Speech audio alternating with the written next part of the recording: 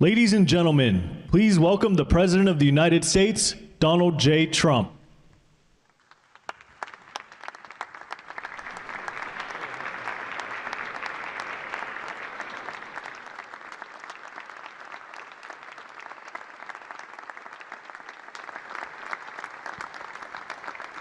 Well, thank you very much. This is a big day and lots of people watching, and especially from other countries, the leaders of, as you know, the other countries, because we have a large group of leaders, and the ones that aren't here are watching on Zoom. I hope they enjoy it. And the press, we appreciate it very much, so respectful. You've been so respectful of what we're doing. What we're doing is very simple, peace. It's called the Board of Peace, and it's all about an easy word to say, but a hard word to produce, peace. But we're going to produce it. We've been doing a really good job, and some of these leaders that are with us have helped me very much during just this first year. We have a first year like probably no other ever in our country, because we settled 8 wars and I think a 9th to come. It's turned out to be a tougher one. I thought that was going to be the easiest one. But with war, you never know what's easy and what's not so easy. But we've had a great relationship, and I've become friendly with so many of the people. And I appreciate you being here. These are great people. These are great leaders. And the people that are watching by closed circuit and open circuit in many cases, they're so proud of it. They want it to be open. But they become incredible friends of mine. And, you know, we built our country in my first term, and now we're at a point that the United States has never seen before. We broke 50,000 on the Dow. They said that would take 4 years. We broke 7,000 on the S&P. They said you couldn't do that within 4 years. It would be impossible. And when I came in, they were all saying, if you could get to anywhere close to 40, 45,000, it would be amazing achievement over 4 years. Well, we hit 50,000 in the first year, and we hit 7,000, which was actually tougher to do, according to the Wall Street geniuses. We hit 7,000 in the first year. They said it could take 4 or 5 years. They'd be very happy. It would have been a great job. We did it in 1. But we're doing a great job. Board of Peace is one of the most important and consequential things I think that I'll be involved in. We've been involved in a lot, and really I've been involved in a lot with the people up here. We work together on ending wars with their country. Some of the wars were 32 years long, 32, 34, and a 37. That's a long time, and we ended it in about 2 days, each one of those. But we have some other work to do, and we're getting it done. Gaza is very complex. It's been amazing. I want to thank Steve and Jared for an amazing job. Marco's over there watching. Everybody's fantastic. And JD, what a job. They're all doing this. A team. I think it's the best team ever assembled. And you see that by the results. So today is a tremendous honor to welcome you all to the United States Institute of Peace for the inaugural meeting of the Board of Peace. Very important. I believe it's the most consequential board, certainly in terms of power and in terms of prestige. There's never been anything close, because these are the greatest world leaders. Almost everybody's accepted, and the ones that haven't will be. And some are playing a little cute. It doesn't work. You can't play cute with me. But they're playing a little bit, but they're all joining. Everybody, most of them very immediately. A few that we really don't want because they're trouble. Take care of them. But this is the most prestigious board ever put together. You know, I've seen some great corporate boards. I've seen some great boards, period. It's peanuts compared to this board, because we have virtually everyone is the head of a country other than Johnny, but he's the head of soccer, so that's not so bad, right, Johnny? I like your job the best, I think. And by the way, your World Cup has set every single ticket record in the history of soccer. In the history, nobody's ever seen anything like it. The sales are virtually complete. Nobody's ever seen anything, so congratulations. You made a good decision. We did it together. Thank you, Johnny. Great guy. So I want to thank the many leaders and dignitaries who have traveled great distances and lengths for the important gathering that we're at right now. This building was built for peace, and nobody knew what to name it. And then Marco named it after me. I had nothing to do with it. I swear I didn't. I swear. I had no idea. They said, there's a surprise coming. I didn't know that surprise. I thought they were going to give me a lot of money or something, maybe cash. Could always use some extra cash. But I came and they stopped the beautiful beast. I got out very safely, I'm sure, and looked up, and there it said, Donald J. Trump on the building. And when I say that had nothing to do, nobody believes it, and that's okay. But I appreciated it. That was Marco and JD and a group got together and they did that, and I just thought it was very nice. And it makes me work harder. We're going to have to work harder. We're going to have to make this building much more important. They built it's brand new. They built it for peace, but nobody occupied it. You know, nobody knew what the purpose of it. But the architecture is so beautiful, and it was with the meeting rooms, the reception rooms. It's really amazing. Who would think that it was built without anybody in mind or anything in mind, and then the State Department took it over. They liked it. Marco came over one day. He saw this. He said, "This building is great," and he actually claimed it. Right? He claimed it, and that's what he does. Where is Marco? I said, Marco, is that true? You claimed this building. You took it away from about 5 groups that wanted it. That was done very quickly, very methodically, but it was really built so beautifully and such a beautiful building. But we work together to ensure the brighter future for the people of Gaza, the Middle East, and the entire world. I think that the Board of Peace, because it's mostly leaders and unbelievably respected people, but mostly leaders of Middle Eastern countries, countries from all over the world, and they've been very generous with money also. And the United States, which I'll say in a moment, is also very generous with money. Because there's nothing more important than peace. And there's nothing less expensive than peace. You know, when you go to wars, it costs you 100 times what it costs to make peace. And we have a man at the end right there that's smiling because you learned that after 30 years of fighting, right? 30 years of fighting, we got it done. And I want to thank you very much. That was a great thing you did. You and your new friend, they came to my office and they said, I've been fighting for 22 years. Now you're there for 23 years, right? But I've been fighting for 22 years. That's all I've done is fight this gentleman. And his counterpart was there for 7 years. He said, I've been there for 7 years. All I've done is fight this gentleman. And we had it worked out in about 24 hours, right? And it's been a good peace. And I think they've become friends. I'm not sure I'm allowed to say that, but I think so. I think they've become friends, right? Right. Right. Stand up. Stand up.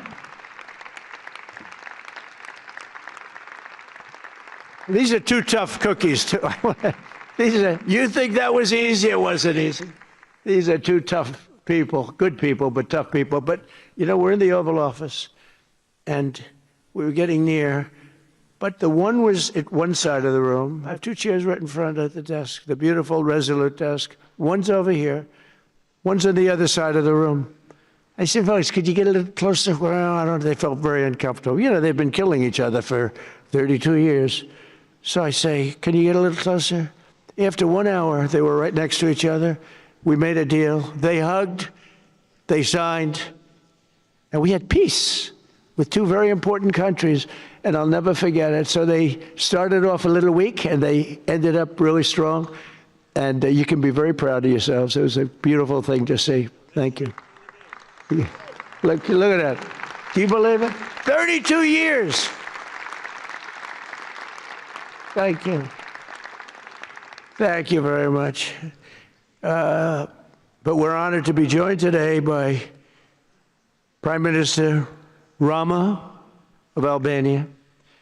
Where is President Milei? You're another one, I'll tell you. Where is President Milei? I endorsed him. I'm not supposed to be endorsing people, but I endorse, when I like people, you know, I've had a very good record of endorsing candidates within the United States. But now I endorse foreign leaders, including Viktor Orban, who's here, and others. And I endorsed this gentleman, Milei. He was a little behind in the polls. He ended up winning in a landslide. I just endorsed the Prime Minister of Japan. She was in a tight race, but was probably going to win. And she won in the largest number in the history of Japan. So she likes me a lot. But it was an honor, and you're doing great. Oh, look, they're sitting right next, Victor. But ultimately, I think I'm going to end up endorsing. Hey, look, as long as it works, it's okay with me. But the endorsement seems to be working in foreign countries, too, so that's good. But nice to have you both. Victor, nice to have you both. Very proud of you. The Prime Minister of another, really just a great guy, Pashinyan of Armenia. President Aliyev of Azerbaijan. I love saying that name now. You know, at the beginning it was giving me a hard time. Now I love saying it. It's a beautiful name. I love it. His Majesty King Hamad bin Isa Al Khalifa of Bahrain. Bahrain. Thank you. Thank you. Where are you? Where are you? He's so rich, he can sit there. He can sit wherever the hell he wants. You know, he could sit up in the corner. He could sit up top. He might take a piece of this building, Marco. He'll take 25% of the building for about $6 billion. Thank you. And you've been very generous also. We appreciate it. Prime Minister Hun Manet of Cambodia. Raise your hand wherever you may be. Because, yeah, hi, how are you? Congratulations. That was another one, right? We did a good job with that one. Prime Minister Madbouli of Egypt. Thank you very much, and say hello to the General/President. Okay? Prime Minister Orban of Hungary, who has my complete and total endorsement for election. Not everybody in Europe loves that endorsement, but that's okay. He does an unbelievable job. He's done an incredible job on immigration, unlike some countries that have hurt themselves, but they're working on it. But I just want to let you know, you have my total and complete endorsement, and I'm putting it out. I already did, but I'm putting it out again. And you're coming up with an election, and I think you should be good. I'll tell you, Milei did pretty well. He was a little down, right? And then he ended up winning in a landslide, so that's pretty good. You're going to do great, Victor. Thank you very much for being here. I appreciate it. You run a great country. A man that I really like a lot he's definitely tough. I don't want to fight him. President Prabowo of Indonesia. Thank you very much. Please, this is a big guy. I tell you, I said, how many people in Indonesia? He said, like 240 million. I said, no, say it again. How many? It's a big country you have. And you do a great job and respected by everybody. And thank you very much for being here. Thank you very much, Mr. President. President Tokayev of Kazakhstan, thank you very much. What a country that is. It's a wonderful country and a rich country, in case anybody has any question. We have some very rich people here today. President Osmani of Kosovo. President, thank you very much. Great job you're doing, too. Thank you very much. Prime Minister Sharif, I like this man, of Pakistan, because there was some fighting going on when I got to know him, and your Field Marshal, General, great General, great Field Marshal, a great guy. And I got to meet the Prime Minister. And he said in front of our Chief of Staff, Susie Wells, who's right here, he said, you know, nobody knows this, but I believe that President Trump saved 25 million lives when he stopped the war between us and India, right? You made that statement. I said 25 million lives, could have been much more, actually. But it was really a beautiful thing. You said that in front of a group of people they walked out. They don't think about it, but you're talking about that kind of lives. That war was raging. Planes were being shot down, right? And it was Pakistan and India. And I got on the phone with both of them, and I knew them a little bit. I knew Prime Minister Modi very well, actually. But I got to know Pakistan through a little trade they were trying to make too good a deal, and I got a little upset with them. And in the end, they got what they wanted, right? And they made a good deal. And I got to like them, the prime minister, the field marshal, who's a tough man, a tough, good fighter, right? Good, serious fighter. I like good fighters, actually. And when I heard that they were fighting, I picked up a certain newspaper. I won't tell you which one, because it's fake news generally. But I picked up this newspaper, and I saw that Pakistan and India were really going at it. And then it got worse and worse, and many planes were shot down. It was all out. And I called them, and I said, listen, I'm not doing trade deals with you two guys if you don't settle this up. They said, no, that has both of them. They didn't want to do that. I said, no, it has to. If you don't do it, I'm not doing a trade deal. We're not doing a trade deal. And they do a lot of business with the United States, and they sort of softened up all of a sudden. Then all of a sudden I read where there was a little bit of a pullback by one, then the other, and all of a sudden we worked out a deal, right? But I said, if you fight, I'm going to put 200% tariffs on each of your countries, which essentially makes you not allowed, you can't do any business. One of them, I won't say which one, said, no, can't do that. They both wanted to fight. But when it came to money, it's not like money. When it came to losing a lot of money, they said, I guess we don't want to fight. And we solved that deal in 2-3 days, right? And we did. We said, these are two very powerful nations. These are two nuclear nations. And I don't want to say what was going to happen, but, bad things happen. So, Prime Minister, I want to thank you, because that was a very big deal. People have no idea. A lot of them say, oh, well, they weren't fighting. They were fighting. 11 jets were shot down, very expensive jets. And they were all in. Both of them were all in, and now they're not. And I think we'll always be able to settle up with them. I really do. I think you're going to have, it's a lot of progress was made even in the relationship. And Prime Minister Modi also, he's a great man. He's a great guy. They're all great. But I was very proud of it. President Pena of Paraguay is here. President, thank you very much. Young, handsome guy. It's always nice to be young and handsome. Doesn't mean we have to like you. I don't like young, handsome men. Women, I like. Men, no, I don't have any interest. Good. That's right. Thank you very much. You're doing a great job, too.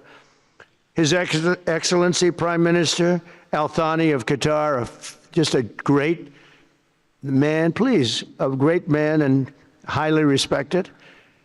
And he's working with a man who is amazing. I always say he needs a public relations agency, because you do so much good and they have you down as evil. And you're not evil. You help us so much, and you're such a good ally. And I just want people to know that. And the Emir is incredible, smart, as smart as you can be, a great leader. And he cares so much for the people. And he cares so much for the Middle East. So I want to thank you very much and send my regards. Your country has been a great help. So, surprising to some of the people writing out there, but now they'll start changing their tune, because it's true. I only tell the truth. Prime Minister Don of Romania, wonderful people. The Romanian people are fantastic people, like you're fantastic. And a lot of them come and work in this country and help us in this country, as you know, and it's they are just really solid people. President Mirziyoyev of Uzbekistan, who is where? There he is, and a friend of mine. We've got one of the most difficult names in history, but that's okay. It doesn't matter. Your country's doing great. You're doing great. And just no problems. Every time I see him, nope, we're doing good.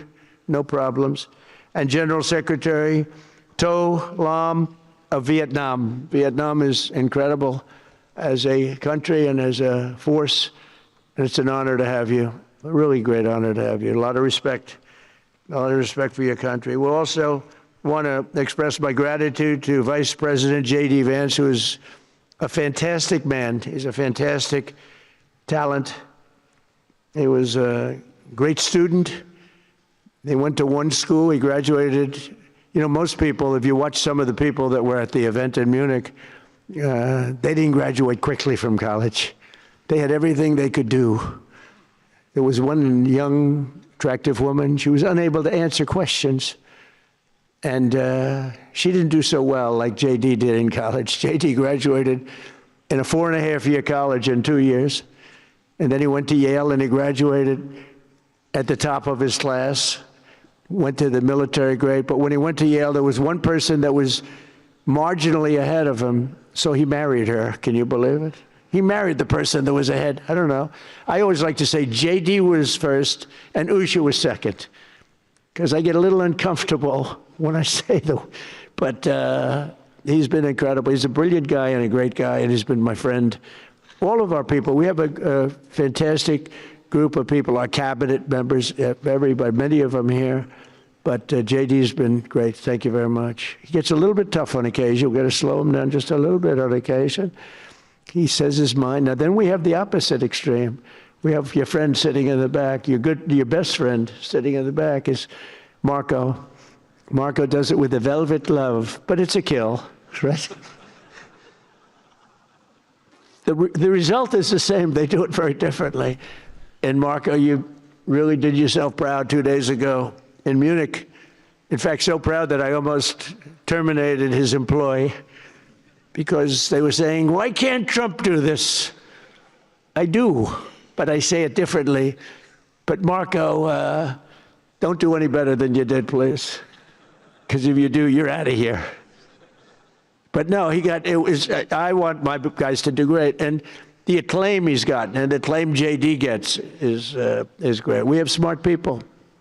And when you see the representatives there, like Gavin Newsom, he didn't know what he was doing. They didn't even know why. He didn't know why he was there. Or AOC, she was unable to answer a simple question. And she could have said, well, I'm studying it, and I'll report back to you next week. You know, you can get away with that. But she just went, it's actually, I think it could be a career-ending answer, because for 25 years, anybody running against her, I think Susie is going to use that little piece of stuff. It was not good. It was not good. That was not a natural. So I want to thank J.D. I want to thank Secretary of State Marco Rubio. They're extraordinary. I want to thank Special Envoy for Peace, Steve Witkoff, who has been unbelievable. You know, I took Steve because I was a developer in New York, really successful, actually much more successful than Steve, but I don't want to say that. I'm not going to say that, Johnny. I refuse to say it. But I saw something in Steve. Steve's a great negotiator. Everybody loved him. All these developers, and they're tough. You know, New York developers tend to be on the tough side. And, you know, most of them hate each other. Like a lot of the people in this room hate each other. You know, it's sort of natural, I guess. But we're bringing love back into the room like the old days. But everybody loves Steve. Every developer, the worst, most evil people, horrible human beings, actually. And they love Steve. So I remember this, and we had some conflicts, to put it mildly, in the world. And I said, Steve, how would you like to be Henry Kissinger Jr. that doesn't leak? And he said, are you a leaker, Steve? No. He didn't even know what the word meant, and it's true. I always say Henry Kissinger, who was one of the great leakers of all time, by the way, Richard Nixon said to him, Henry, who's leaking all this stuff? I don't know, Mr. President. It was Henry. It was like, these are little stories I like telling you.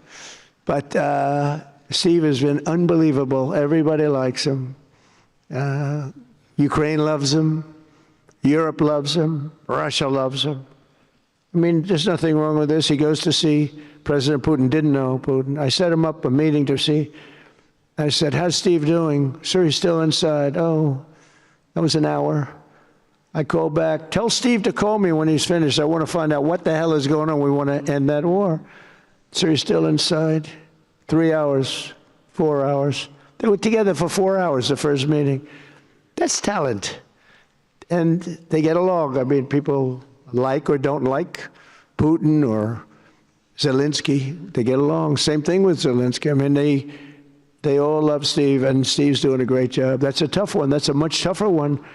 I would have thought that some of the ones that we settled that are up here would have been, I thought this would be easy, because I have a very good relationship with President Putin, have a very good relationship with President Xi. I'm going to be going to China in April. That's going to be a wild one. I said, but we have to put on the biggest display you've ever had in the history of China. You know, last time I went to China, President Xi, he treated me so well. He gave me a display. I never saw so many soldiers all the same height, exactly the same height within a quarter of an inch. You can do that when you have 1.4 billion people. You know, lots of shoulders. Everybody was within about 1/8 of an inch the same height. I said, if they put their helmets down, you could have played pool on the top of their heads. And it was pretty amazing. But I said, you got to top it.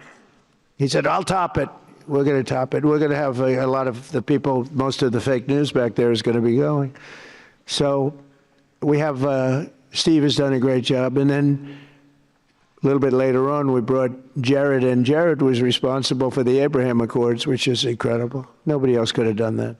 A very smart guy. And we're making Jared an envoy also, envoy of peace. They're both envoys of peace. And you couldn't get two. I tell you what, I watch these two guys. I say, at least we're covered from an IQ standpoint. These two guys walk into a room. And but people like them both, you know, they're good people. And they like them both. And they've had some very good meetings. They've had some very interesting meetings having to do with, as you know, Iran is a hot spot right now. And they're meeting and they have a good relationship with the representatives of Iran. And, you know, good talks are being had. It's proven to be, over the years, not easy to make a meaningful deal with Iran. We have to make a meaningful deal. Otherwise, bad things happen. But we have to make a meaningful deal. But they have a great relationship with the representatives of Iran. They have a great relationship with the other one that they're really working on now. Because so many of these, I mean, as an example, Kosovo, Serbia. I did that one. Could you stand up, if any of you guys are, when you're here, just stand up for a second. Kosovo, Serbia. Stand up. What a job. Thank you very much. We appreciate it. So good. And you're getting along. And when you don't get along, you'll call me and we'll get it solved, right? We'll get it solved. Thank you very much. Really good. And then again, Pakistan and India. That was a big one. And just, I think you should actually stand. Come, please. Stand just for a second. Pakistan and India, thank you very much. And I spoke to Prime Minister Modi. He's excited. He's watching us right now. Egypt and Ethiopia. We're going to get that. You know, there's a little dam that got built. Little dam, like maybe the largest dam in the world. Built and financed, of course, by the United States brilliantly. And having a little trouble getting water to the Nile. That's a tough situation, but we're going to get that solved. Armenia and Azerbaijan, we talked about, and again, thank you, fellas, very much. Great job. Great job. Thank you. Cambodia and Thailand. So incredible what you did, that you got together and it all worked out. They're watching right now on closed circuit. Thank you very much, and thank you. That was a big one, Cambodia and Thailand. These are nasty fighters, I have to tell you. These fighters are nasty. Now we talk about, you talk nasty fighter, you're nice guys compared to this. Congo and Rwanda. That was, and we've got them pretty peaceful. There's little flare-ups every once in a while. I'll get a call once a week. Sir, there's a flare-up in the Congo again. We'll get it straightened out, right, Susie? We'll get it straightened out. And Israel, as you know, with, you could say Israel and numerous countries if you want to really know the truth, but Israel and Iran, and we'll see where that goes. But when you think of Israel, we've done the biggest thing of all. We have peace in the Middle East right now. That's bigger than people said it couldn't be done. For 3,000 years, they've been talking about Middle East. They said it couldn't be done. And you look at what's happened in Gaza. And one of the keys to it was when we took those beautiful, magnificent, we just ordered 22 more of them, updated model. The B-2 bombers are incredible. I never understood the B-2 bomber. I'd watch, it's a wing. And I've never quite understood that, Johnny. I'd look at it, I'd say it was beautiful, but what does it do? It carries very big bombs. And it went into Iran and it totally decimated the nuclear potential. And when it did, when it decimated that, all of a sudden we had peace in the Middle East because there was a black cloud hanging over the Middle East. And if that wasn't done, that cloud would have been there. And countries like Saudi Arabia, countries like Qatar, countries like, nobody could have signed. You would have had that threat. Nobody could have had, you couldn't have had peace in the Middle East. So now we may have to take it a step further, or we may not. Maybe we're going to make a deal. You're going to be finding out over the next probably 10 days. But this meeting today is proof with determined leadership, nothing is impossible. When I took office, the war in Gaza was raging with thousands of people being killed and no end in sight. Today, thanks to unrelenting diplomacy and the commitment of many of the great people in this room, we have 59 countries signed up on Gaza. Think of that. We have, it's amazing. But all the people, many, really so many in this room, the war in Gaza is over. It's over. There are little flames, little flames. Hamas has been, I think they're going to give up their weapons, which is what they promised. If they don't, it'll be, they'll be harshly met, very harshly met. They don't want that. All this stuff like they don't mind dying. They told me that's not true. Everyone said, oh, they don't mind dying. No, they don't want to die. They said, we don't want to die. People don't want to die. The ceasefire was held, and every last remaining hostage, both living and dead, has been returned back home. Think of that. That was an impossibility. And we did hundreds of hostages, but the last 20, and I always said to Steve and Jared, I said, the last 20 are going to be very tough, very, very tough. And we got them back. We got the living back, and then we only got about 16 of the dead. And we said, well, you got to get them all. You promised them all. And they dug and dug and dug. You can imagine it's a job that's brutal. And Hamas really did a lot of that work. And you got to give them credit for that. They brought the last one home a week ago, and we got all 28 of them, living and dead. The amazing thing, because I've never seen anything quite like it, the parents of the dead, they knew their boy was dead. This case, boys, all boys, men, but to the parents' boys. They knew their boy was dead. They wanted that dead body as much as if he were alive. And when they got them back, there was great sadness, but there was great joy, too. They wanted it as much as the people that got their sons back alive. But we got a lot of people before those 20, Steve, what nobody talks about. But, hundreds of people. We did a good job. And you guys did a fantastic job. I want to thank every nation that helped us achieve this monumental breakthrough, saving countless lives, and really bringing peace and bringing the concept of peace, because nobody thought peace in the Middle East. I've always heard peace in the Middle East is impossible, and it's turned out not to be. And we do have some work to do with Iran. They can't have a nuclear weapon. It's very simple. You can't have peace in the Middle East if they have a nuclear weapon. And they can't have a nuclear weapon, and they've been told that very strongly. Since the hard-won ceasefire of last October, the United States and our partners have facilitated the delivery of vast amounts of humanitarian aid, numbers that nobody's ever seen before. In November, the United Nations Security Council unanimously approved the Board of Peace. And last month in Davos, we welcomed over 24 members to this very important new organization. And we are very closely working with the United Nations. In fact, I'm going to speak to the Secretary General in a little while. He's a good man. And I've had a good relationship. Other than in my last speech, they did turn off my teleprompter. I got up there. My teleprompter didn't work. I'm sitting in front of all of you people and more. I had no teleprompter. I knew I was in trouble because I'm walking up. The teleprompters are over. I had the most beautiful speech ready. I was all set to knock them dead. First, I had an escalator that stopped. You know that. It's going up. Boom. It's lucky my movie star first lady was in front of me because I put my hand on a certain part of her body, and I was able to stop my fall. Otherwise, because she had no trouble. I said, boy, that was a very sharp stop, Johnny.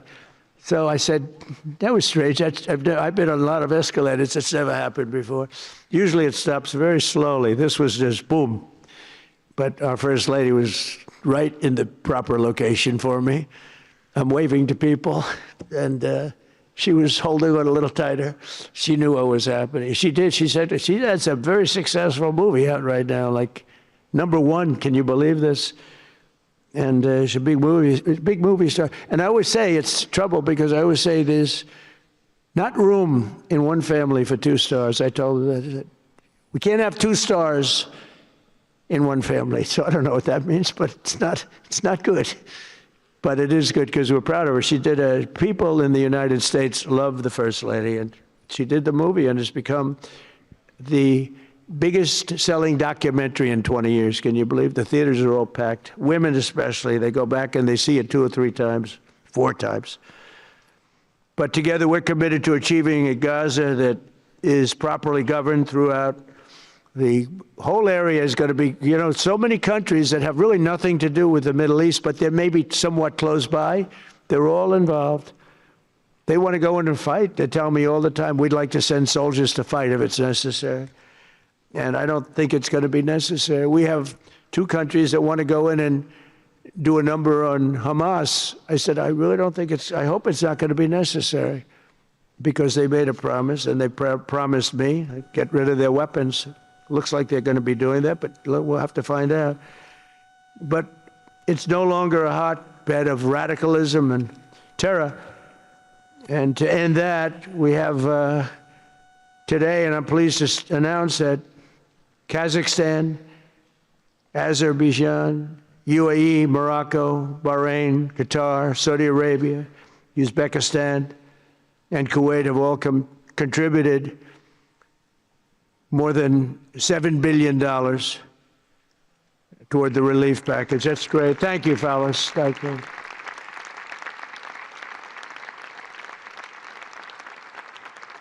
And many more are contributing too. So the numbers are, this just started. This is our first meeting. But every dollar spent is an investment in stability and the hope of new and harmonious. It's a region that's so important. It's so vibrant. It's so incredible. The people are so incredible, but we want to have a harmonious Middle East. The Middle East is amazing. So many friends in the Middle East. They're so smart. Sometimes they're too energetic. That's the problem. A lot of people aren't energetic. Sometimes they're a little bit too energetic. These are great people. The world is now waiting on Hamas, and that's taking place. And it's the only thing that's right now standing in the way. We have Lebanon with certain things that we're working on that are very important. We have to solve the problem of Lebanon, but it's relatively small in terms of what's been done. And again, the key was getting rid of the nuclear potential, because Iran would have had a nuclear weapon based on everything we found out since within 1 month. We can't let that happen.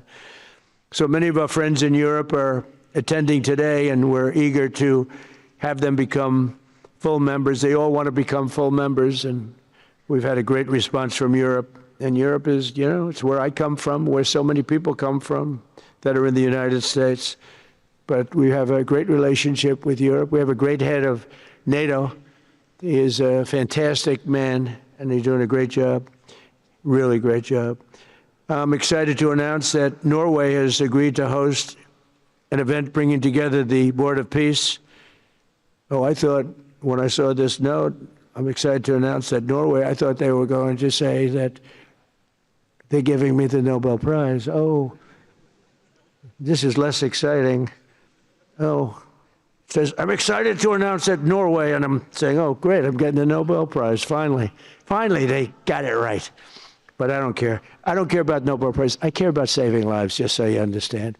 We play and we all, do what we have to do. I only have one thing. I don't want to see people killed from parts of the world that are very far away from the United States. And if I have an ability to turn off wars, I want to use that ability, because it's people, millions of people.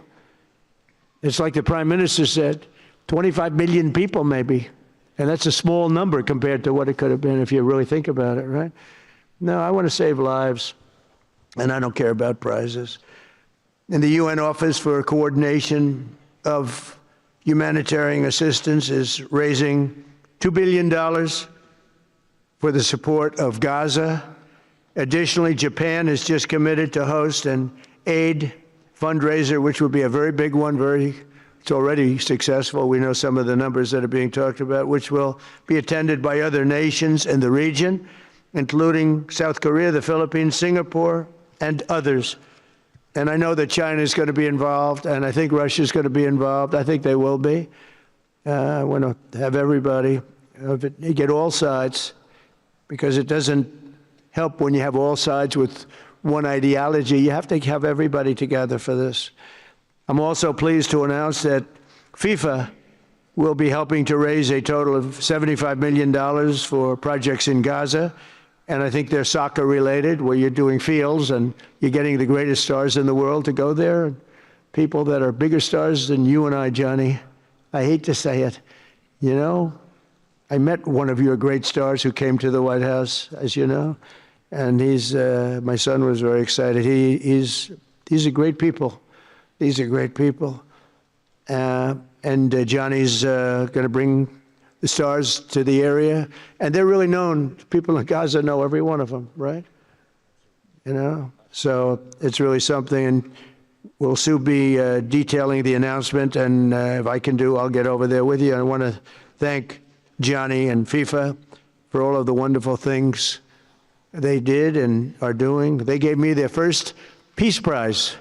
They gave me a Peace Prize. I think they saw that I got screwed by Norway, and they said, let's give him a Peace Prize. I mean, very good. Thank you, Johnny. I appreciate it. Johnny's very smart. He's very, very smart. The nations represented here today, just in closing, are not just contributing money.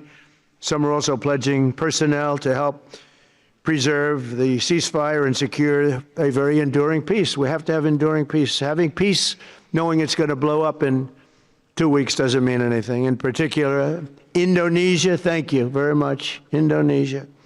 It's a great country. Thank you very much. Look at that man. Look how tough he is. You think it's easy dealing with him? Look at that face. You are a tough cookie. And we say it lovingly, too. We need strength. You say, see, he doesn't mind. He's tough and he's smart. And smart is more important. Morocco, thank you very much. Great. What you're doing is great. Albania, Kosovo, Kazakhstan have all committed troops and police to stabilize Gaza. Egypt and Jordan are likewise providing very, very substantial help, troops, training, and support for a very trustworthy Palestinian police force. We think we're getting some very good people on that police force. And, you know, it's peace in the Middle East. We have peace in the Middle East. Think of it. For years you've been hearing about peace in the Middle East, and everybody's saying it's impossible. All of these countries are working together around the vision of a Middle East that is free from the curse of extremism and terror. And now is time. And by the way, even people with extremism and preaching extremism, they're exhausted. They're tired. It's been going on for too many years. I don't care who you are. They're tired. They want peace. And now is the time for Iran to join us on a path that will complete what we're doing. And if they join us, that'll be great. If they don't join us, that'll be great too. But it'll be a very different path. They cannot continue to threaten the stability of the entire region, and they must make a deal. Or if that doesn't happen, I maybe can understand. If it doesn't happen, it doesn't happen. But bad things will happen if it doesn't.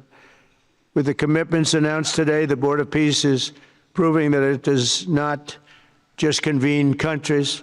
It devises and implements, and real solutions happen. We've come up with solutions. This is so little talk. This is very little talk, all action. First time, it was always talk in the Middle East. People would talk about peace in the Middle East, and then they'd go home and they'd never even think about it again. Nothing would happen. We're providing a model for how responsible sovereign nations can cooperate to take responsibility for confronting problems in their own regions. The Board of Peace is showing how a better future can be built, starting right here in this room. And I want to let you know that the United States is going to make a contribution of $10 billion to the Board of Peace. Thank you.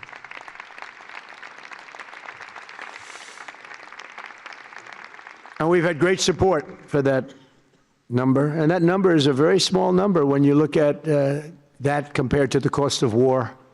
That's 2 weeks of fighting. It's a very small number. It sounds like a lot, but it's a very small number. So we're committed to $10 billion. Together we can achieve the dream of bringing lasting harmony to a region tortured by centuries of war, suffering, and carnage. They say 3,000 years. And hopefully we can lift up the eyes of the world to envision how other intractable conflicts can be settled. So many conflicts, they say, are impossible to settle, and we get them settled. We got, of those 8 that we settled, most of them were said to be not settleable. And they not only got settled, they got settled within days. More impossible problems can be solved as we go along this very beautiful path. I think it's a beautiful path. I think it's such an important day. Even the weather's beautiful. We walk in, it's beautiful. Everything's beautiful. But the ancient wounds can be healed, and they are indeed ancient. This has been going on for so many centuries that our entire planet will be a better, safer, more beautiful, and more peaceful place for us all.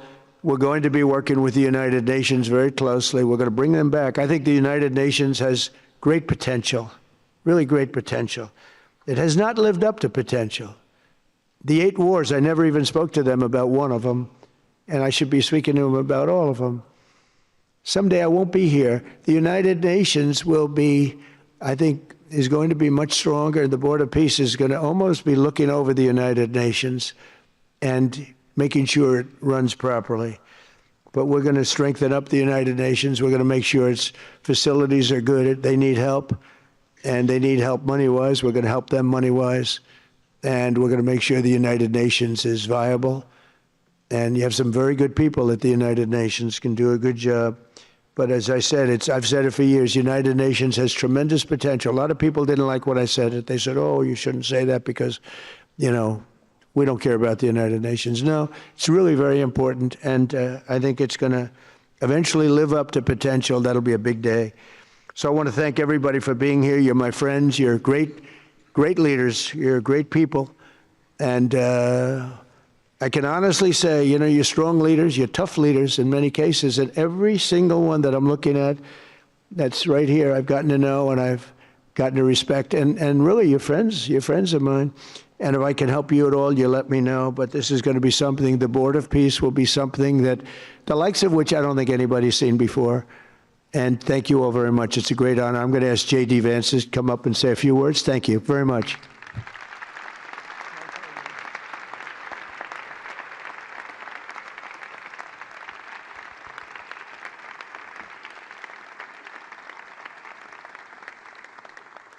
Well, thank you, Mr. President, very much for your leadership, but also for the kind words about me personally.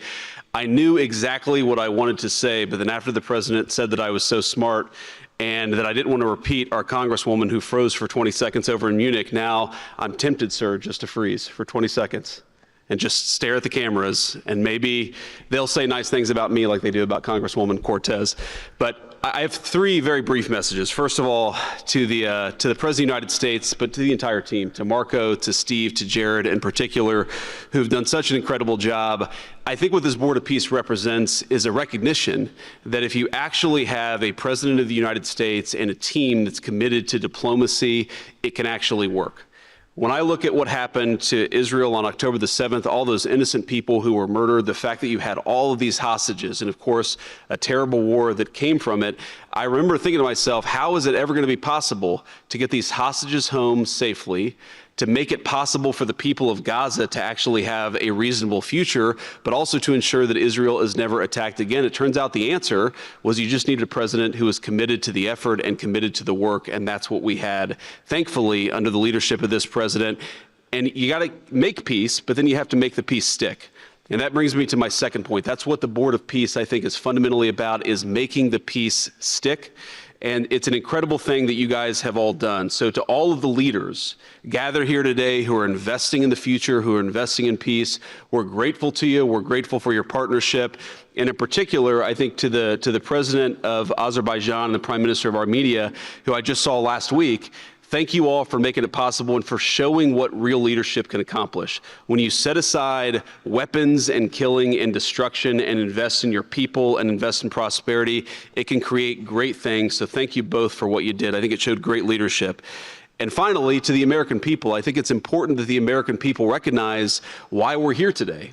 And the reason that we're here today is, yes, to save lives and yes, to promote peace, but this creates incredible prosperity for the American people. The countries represented here represent trillions of dollars of investment in the United States of America that would not have been possible without this president's leadership and advocacy for peace. The economies here represent millions of American jobs of people who are receiving products built in American factories and made by American workers would not be possible without a focus on peace. So, Mr. President, while I think this is great for the world, I also think it's really, really great for the United States of America. So we're looking forward to the partnership. With that, I want to turn it over to the MC for the rest of the program, and that is our great press secretary, Carolyn Levitt. Thank you.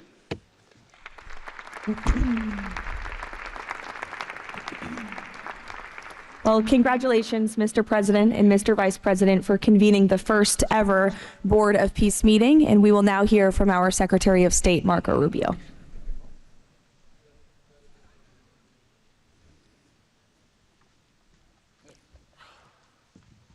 I'll be brief and to the point. We want to talk a little bit about the strategic vision of this organization and begin doing so by first acknowledging that we are here today because the President of the United States, Donald J. Trump, has both an ability and a willingness to use the power of his office to think outside the box. And that's why we're here today. This was a very unique crisis in Gaza, one that the existing international institutions could not solve or figure out. It needed a very specific type solution that required the partnership of all the nations that are here, including those that are here on an observer status. And we appreciate you coming today and being a part of this as well. And that's the point I want to drive home today. And soon you'll hear from Steve and Jared, who, by the way, deserve an incredible amount of credit for pulling this together and working countless hours and traveling all over the world. They truly deserve our appreciation and thanks for the work they've put in under the leadership of President Trump to make this possible. This Gaza situation was impossible to solve under orthodoxy, under existing structures. And so what we did is they went to the UN and they got the UN's approval to put this group together and bring these nations together to come up with a very specific solutions to a very unique and specific problem. We have a long ways to go. There's a lot of work that remains. It will require the contribution of every nation state represented here today, and we thank you for being a part of it. And we hope that this can serve as a model for other complex and difficult situations so they can be solved in the same way. But right now the focus is on this one. We have to get this right. There is no plan B for Gaza. Plan B is going back to war. No one here wants that. Plan A, the only path forward, is one that rebuilds Gaza in a way of enduring and sustainable peace, where everyone can live there side by side with one another and never worry again about returning to conflict, to war, to human suffering, and to destruction. And again, Mr. President, thank you for having the vision and the courage to pursue something that has never been done before, and we're not done yet. And thank you to Steve Witkoff and Jared Kushner for the time and the work they put into this. And thank you on behalf of the State Department and the U.S. government to all of the nations that are here. Every one of you is indispensable, including our observer partners, who we hope can find your way to join us at some point as officially part of this. But we are grateful for the fact you're here today and the contributions you've made already. Thank you.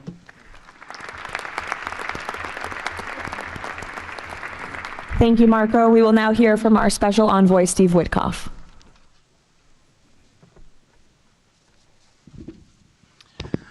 Thank you, everybody, for being here. I don't know if we ever believed that this was possible when we first started envisioning a board of peace, but of course, under the president's indispensable leadership, and it begins with that. It begins with President Trump's leadership and his direction.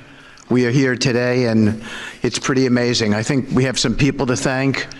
We had an amazing partnership between the mediating countries, Qatar, Egypt, Turkey. Prime Minister Mohammed, you are an exceptional human being. You really are. Ali, thank you for everything you did. That's you right over there, Ali. Wherever Hakan is, Hakan, you were amazing.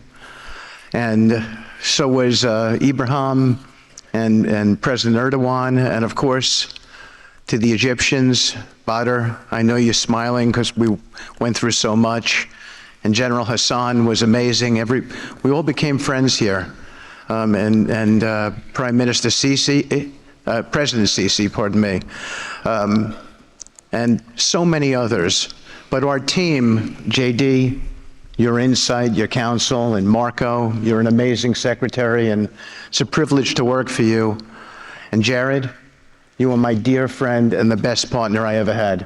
You are an amazing person. But Mr. President, it is my greatest honor to work for you. It is the blessing in my life. I've had many blessings. I don't have to be a practicing lawyer anymore, but this is my greatest blessing. But I also have to mention one other person who is important to this discussion. Oh, the Israelis, I forgot. Prime Minister Netanyahu. Without him, much wouldn't have been accomplished as well. And that's really important that we acknowledge him here today, and Ron Dermer. But a person who doesn't care much about the acclaim we have to acknowledge too, and that's you, Susie. Because I would come back and you would say to me on every trip, what can I do for you? This matters. And you are an inspiration for all of us. So I thank everybody, and let me get on to, am I going on to the next slide? Sure. Caroline? Sure. Okay. So with regard to the hostages, we're here today, again, I say it, I know it sounds redundant, but we're here today because of President Trump. Without him, none of this was possible. There were 251 hostages. 168 came out alive. 83 bodies were returned to their families so that they could grieve and remember their loved ones like in a normal way, in a way that brought their families together. So that was just as important. This was a monumental effort, and I want to tell a story about the president. Every time a hostage family came to visit with us, they were not on the president's schedule. I would walk down to the Oval Office, I would tell the president that there was a hostage family here, and he would say, Steve, bring them up. Every single time. Mm-hmm. And when we got the last 20 out, we had a celebration at the White House, and I could see the emotion on the president's face. And he came up to me and he said to me, I have to tell you, this is my 5th year in the Oval Office, and I don't know that I've ever had a more special time than this moment with these people, seeing them come home.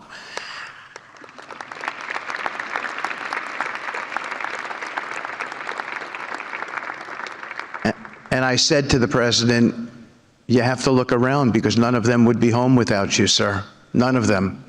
So I only want to tell you, Mr. President, you gave me my greatest honor to work on this effort, and I thank you.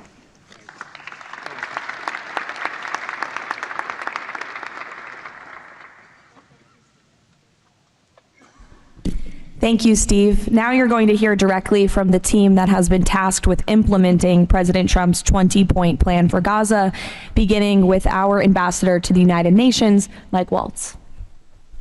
Thank you, and thank you, Mr. President, Excellencies. First, let me wish everyone a happy and prayerful Ramadan. Thank you so much for joining all of us today. Mr. President, Excellencies, bottom line, humanitarian aid has absolutely surged since the Gaza war ended. Our Central Command, our great military, is working together with Israel, with the UN, so many countries here to coordinate the aid, to make sure there's deconfliction. Over 70 countries now are participating in our Civil Military Command Center, and here are the results. Aid is up. 4,200 aid trucks have entered Gaza each week for 13 consecutive weeks, the longest stretch of high-volume assistance to Gaza in years. Diversion is down significantly from prior to the ceasefire, with less than 1% diverted this month. Food supplies are way up. We are reaching the full 2.1 million Gazans with aid, up 5 times from the delivery levels before the ceasefire. The percentage of households experiencing severe hunger has dropped from about 30% to down to 1%. As of this past February, drinking water has doubled, and child malnutrition has been cut in half. If we could go to the next slide, Mr. President, only under your leadership and this great team could we bring together the United States, Israel, Egypt, Jordan, the UAE, the United Nations agencies. Mr. President, bottom line, like you, this is a board of action, not a board of endless talk or speeches, and these results are a true testament to your leadership and the leadership of this great team. We are saving lives, and it's an honor to be a part of it. Thank you, Mr. President. Dr. Ali Shaith. It is my honor to be here representing the National Committee for the Administration of Gaza. Thank you, President Trump, for your leadership, for your continued efforts. A new governing authority is now in place for Gaza, with a clear mandate and a clear commitment to establishing development and stability. However, we are operating in extremely difficult conditions. Large parts of Gaza Strip are severely damaged, destroyed actually. Humanitarian needs are acute. Law and order remain fragile. This is not normal operating environment, President, which is precisely why discipline and prioritization matter.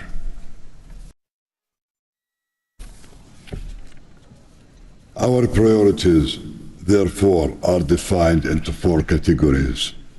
First, restore security via professional civilian police under one authority, one law, and one weapon, including training and developing 5,000 Gazan police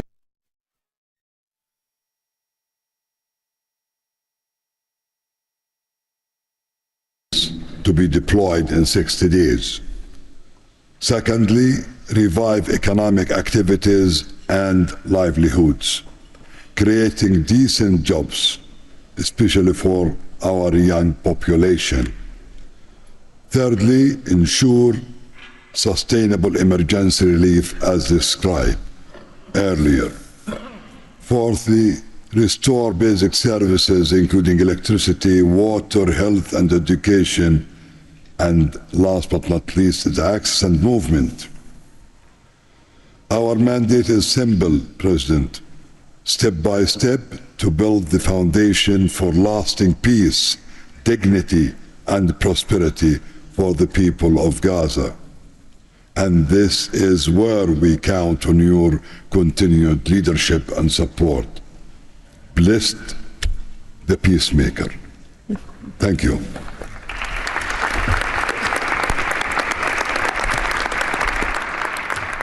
Thank you. Now, Nick Mladenov. Thank you, Caroline, and thank you, Mr. President.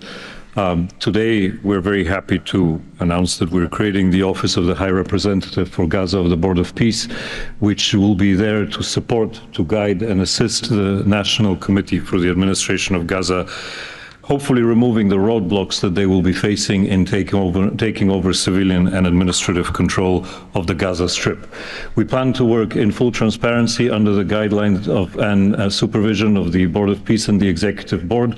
And of course, we will do that in great coordination with the Israel and with the Palestinian institutions, who we both require to make this work on the ground. And certainly with my very good colleague here, General Jefferson, the International Stabilization Force that is coming together. Mr. President, if I can actually use the opportunity to announce some breaking news that as of this morning, we started the process of recruiting Palestinian police force that Ali was just referring to. And just in the first few hours, we have 2,000 people who have applied to join a new transitional Palestinian police force to be formed in Gaza under the authority of the National Committee with the support of the Board of Peace, trained in Egypt, where we have received an excellent proposal of how to do that forward. And this is critical to what we need to do as we begin this process. And if we may move to the second slide. It is this Palestinian security force under the authority of the National Committee for the Transition Period that will allow us to ensure that all factions in Gaza are dismantled and all weapons are put under the control of one civilian authority. The only way to do that is the full implementation of the 20-point plan and the UN Security Council resolution, which binds us all to make sure that that is the way forward. We have now a fully agreed framework with the mediators on how to do this, and I thank very much the state of Qatar, Egypt, and Turkey for their excellent support in this. We now need to move forward on communicating it and negotiating the details of the implementation plan with the factions on the ground. But rest assured to all of you that we're on the right track, and if I can ask one thing of all of us, is to make sure that we have one message. There is no other option except the full demilitarization and decommissioning of all weapons in Gaza for reconstruction to begin and for people to have a new way of life going forward. Thank you.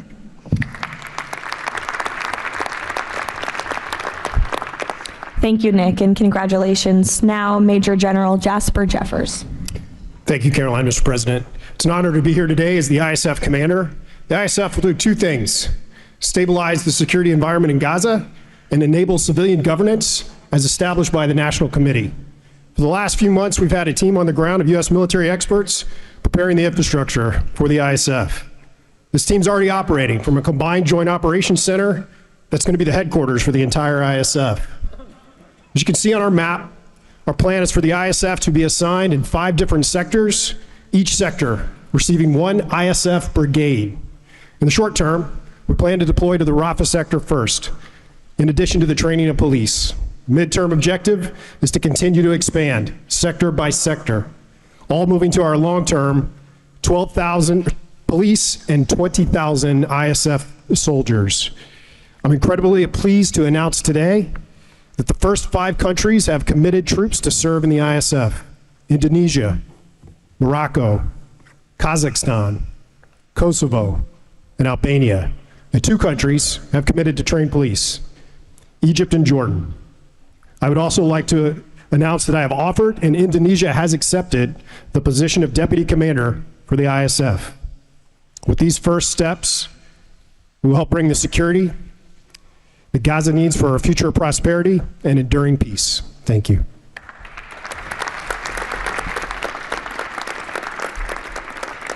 Thank you, Major General. Mr. Tony Blair. For decades, Gaza's governance has been characterized by extremism, corruption, ineffective institutions, and the complete absence of a route to prosperity for the Gazan people. Yet, as President Trump recognized, its potential has always been vast. 25 miles of Mediterranean coastline, proximity to great regional and global markets, and a young, dynamic population with a median age of 19. So today we set out profound changes necessary to rebuild Gaza for Gazans. Gaza not as it was, but as it should be, including its governance. Effective public institutions serving the people, a business environment where enterprise flourishes, an education system educating the young for tolerance and achievement, and a tech-enabled society making the most of the digital revolution. This is a vision of Gaza as part of a Middle East at peace.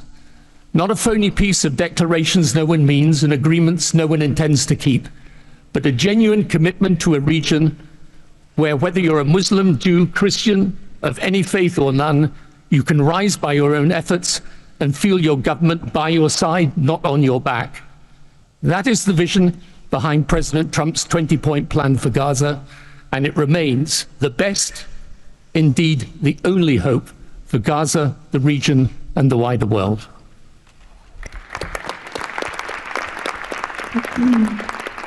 Thank you. Mr. Yakir Gabay. Hello, everybody. Thank you, Mr. President. Gaza is destroyed. We assembled here on this historic day with common vision to rebuild Gaza for the next generations.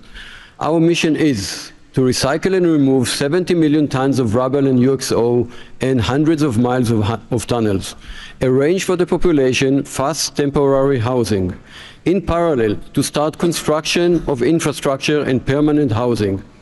We have a detailed master plan for housing and infrastructure of modern schools and hospitals, manufacturing and agriculture, roads and trains, water and energy plants, logistic hubs, telecom, tech and data centers, sports and leisure facilities, seaport and airport, and much more.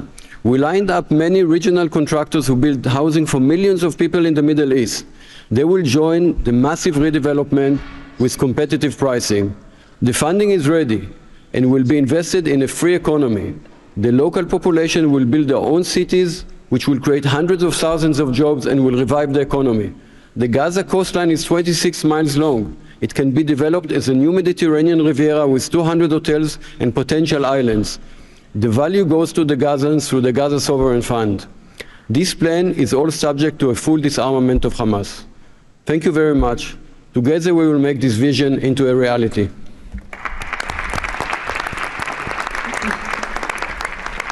Thank you. Mr. Liren Tanman. When we asked the NCAG what Gaza needs to unlock its potential, the answer was clear.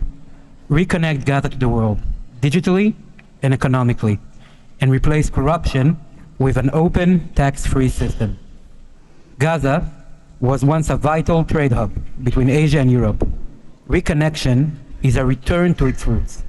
Even the word gauze comes from Gaza, where silk was woven and exported to Europe.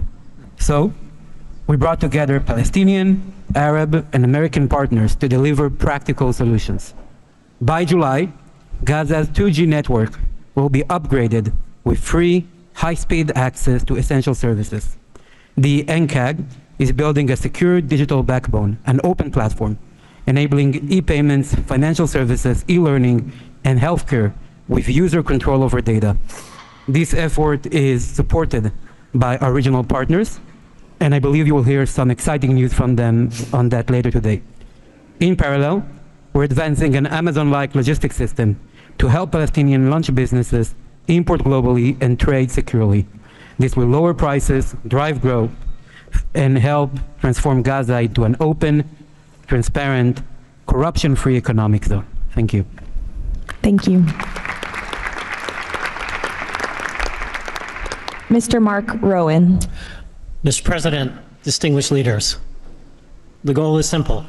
Take the momentum all of you have provided and build it into something that is not just temporary relief, but something that provides a long-term foundation that will enable many of the goals we've spoken about today to be achieved. We plan to do this by gathering Gaza's productive assets in one unified structure. This will allow independent, professional, conflict-free management of the resources to benefit the Gazans. This will also enable expeditious planning and zoning and not fragmented projects that do not contribute to an economic whole. The potential here is tremendous, but it has to start somewhere. The start is in Rafah, where, as you heard, that will be the first place security is deployed. The plan is 100,000 homes for 500,000 residents plus $5 billion of infrastructure. Over time, 400,000 homes for the entirety of the population with more than $30 billion of infrastructure. Let me put it in financial terms.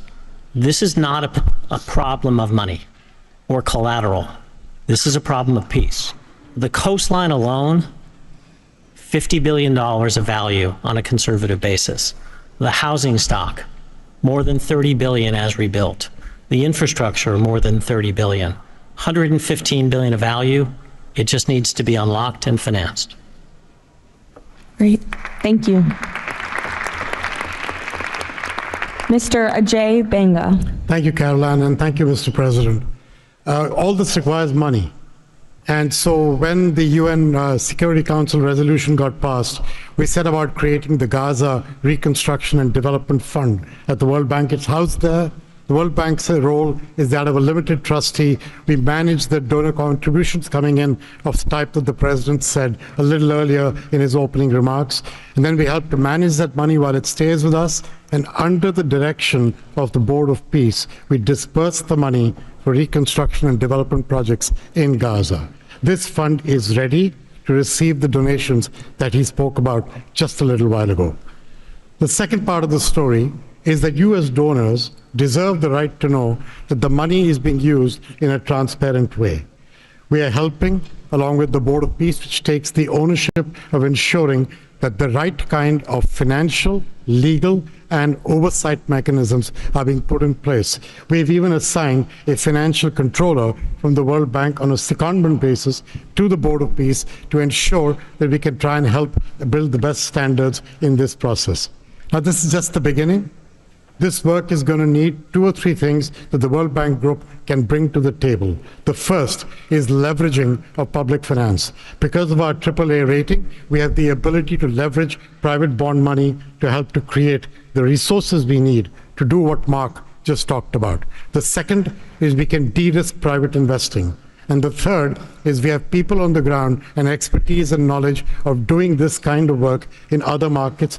We want to be not an armchair critical process, but an active participant in giving Gazans and people in the region the opportunity of the lives they deserve the one time we get the chance. So thank you again.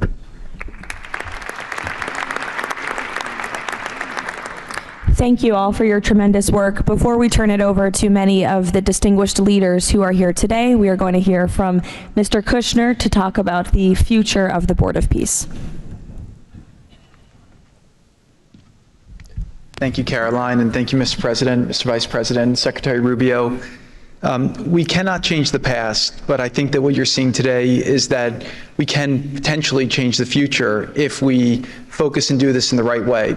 We tried to structure this meeting like a proper board meeting, like we do in the private sector, where we have all the preparation, we get the right people together, and we really report on what our challenges are, what the opportunities are, and what are the approaches. What you've seen today is just a small sample of the work that's been done. And I really want to thank the entire team that's worked so hard at this. A lot of these people are volunteers. They're doing this not for any personal gain. People are not personally profiting from this. They're really doing this for their children and for their grandchildren and because they want to see peace. One small anecdote is Liran said to me, "Are you sure I should be presenting? I'm a Jewish Israeli and I'm working on Gaza and all these things." And I said, "That's exactly why you should be presenting today." If Jews and Muslims work together, Israelis and Palestinians with Americans and English and Bulgarian and people from all around the world, then we can kind of join on a common goal, which is peace and togetherness. And that's really what we've done. I want to thank President Trump.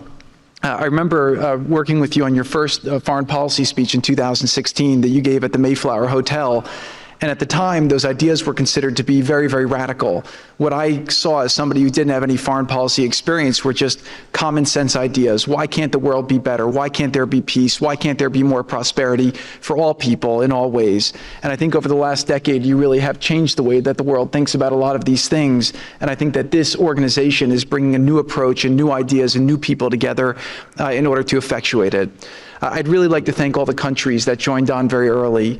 I see this as a very self-selecting group of countries that really believe that the future can be different and wanted to join in partnership and put their reputations and their resources and their time and their ideas on the way to say, these are the challenges we're putting into that we're solving in our own countries. We want to come with new ideas because we've achieved success and we believe that the world can be better in that regard. So I don't have to go through these slides in great detail, but we've secured today, even without the president's, amazing commitment, over $7 billion. As Mark said, we don't really have a resource issue here, although we are going to need everyone's support. We just need to be executing and doing this in a good way. We've dealt with the humanitarian issue. We've returned the hostages. But the one final thing I just want to talk about as well from our perspective is that the President Trump in his heart wanted to get the hostages home, but he also really wanted to help the people of Gaza. He saw the suffering that they were enduring, not through fault of their own, because of the bad leadership that they had, the situation they were born into. The war was a horrific, horrific situation. And I think through this process, thanks to Ali and the committee, we are now here to fully support the committee. We are here to help the people of Gaza, to lift them up and give them every opportunity to succeed. And we really see this as a partnership with them and with the Israelis to see if we can create create an environment that can be peaceful, that can be functional, that can offer people the opportunity to really live a better life. And I think you've seen some of the work today, and hopefully we'll be successful. Like I said, the last one, failure is not an option, and we have to really push forward and keep finding ways to succeed with this. So really thank you, President Trump, Vice President Vance, and Secretary Rubio, and obviously Steve, who's been, like he said about me, I feel just about him. Working through all these challenges has been an absolute honor and a pleasure with you, and I've really been very lucky to have your partnership. So really thank you all, and I'll give back to Caroline. Thank you. Thank you, Jared. The war Hamas began has left. The war Hamas began has left Gaza in ruins. Yet from these ruins, a new future will rise. President Donald Trump unparalleled achievements in just few months.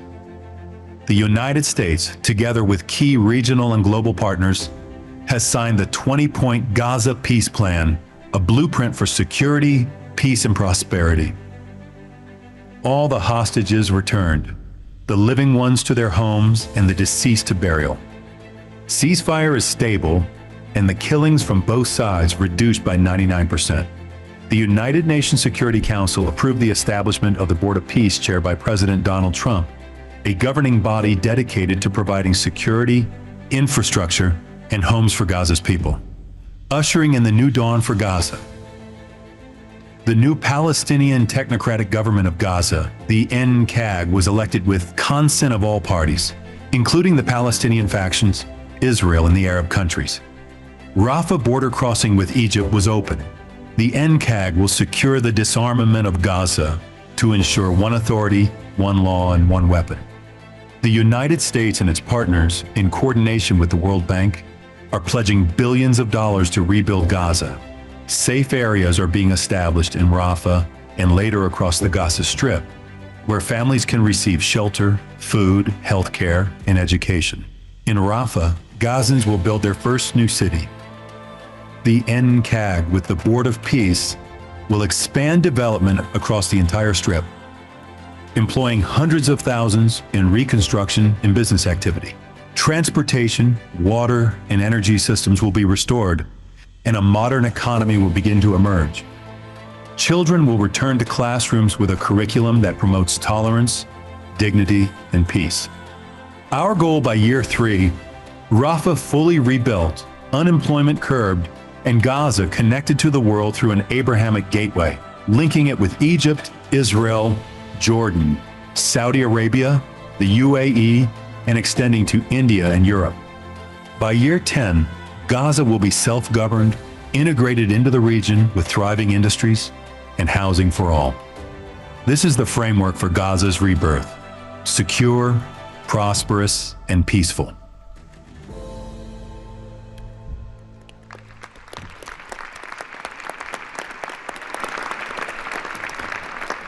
It's amazing. Now we will hear from our distinguished leaders who are here today, beginning with the King of the Kingdom of Bahrain. You're welcome. President Trump, distinguished members of the Board of Peace, it is an honor to participate in this inaugural meeting of board convened by President Donald Trump. I take this opportunity to extend my heartfelt congratulations on this worthy and timely initiative. The meeting comes during the holy month of Ramadan, where we will pray to Almighty God that our endeavors will bring peace, security, prosperity to the world. As a founding member of the Board of Peace, the Kingdom of Bahrain recognizes and endorses the tremendous potential of this body, the extraordinary drive of its chairman, and his sincere efforts to unify nations in our common objectives of fostering and enduring peace for the Middle East. We greatly appreciate President Trump's initiative in presenting the Gaza Peace Plan and establishing this board as a vital platform for dialogue, action, and delivery. As we embark on this historic journey together, we urge all peace-loving nation organizations and groups to actively engage in the successful implementation of the second phase of the Gaza peace plan. This includes ensuring a lasting ceasefire in Gaza, facilitating its reconstruction, and providing hope and new opportunities for the people of Palestine and Israel.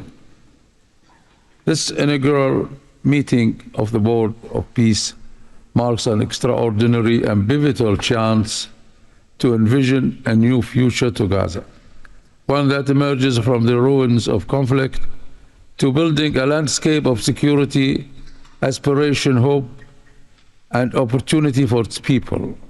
And reaffirming our commitment to this vision, the Kingdom of Bahrain has contributed the funds towards the operations and administration of the Board of Peace, and today we announce our readiness to provide the necessary infrastructure and skills to establish an effective government digital services platform for Gaza. Our decision to join the Abraham Accord and enter into the CECIBA agreement with the United States reflects our commitment to advancing peace and stability in the Middle East. The United States' historic and ongoing presence in our region has served as a positive force for stability, and we remain dedicated to strengthening our partnership. We look forward with optimism to working with the Board of Peace and all of our international partners who share our ambitions for a brighter future for all. Thank you, Mr. President.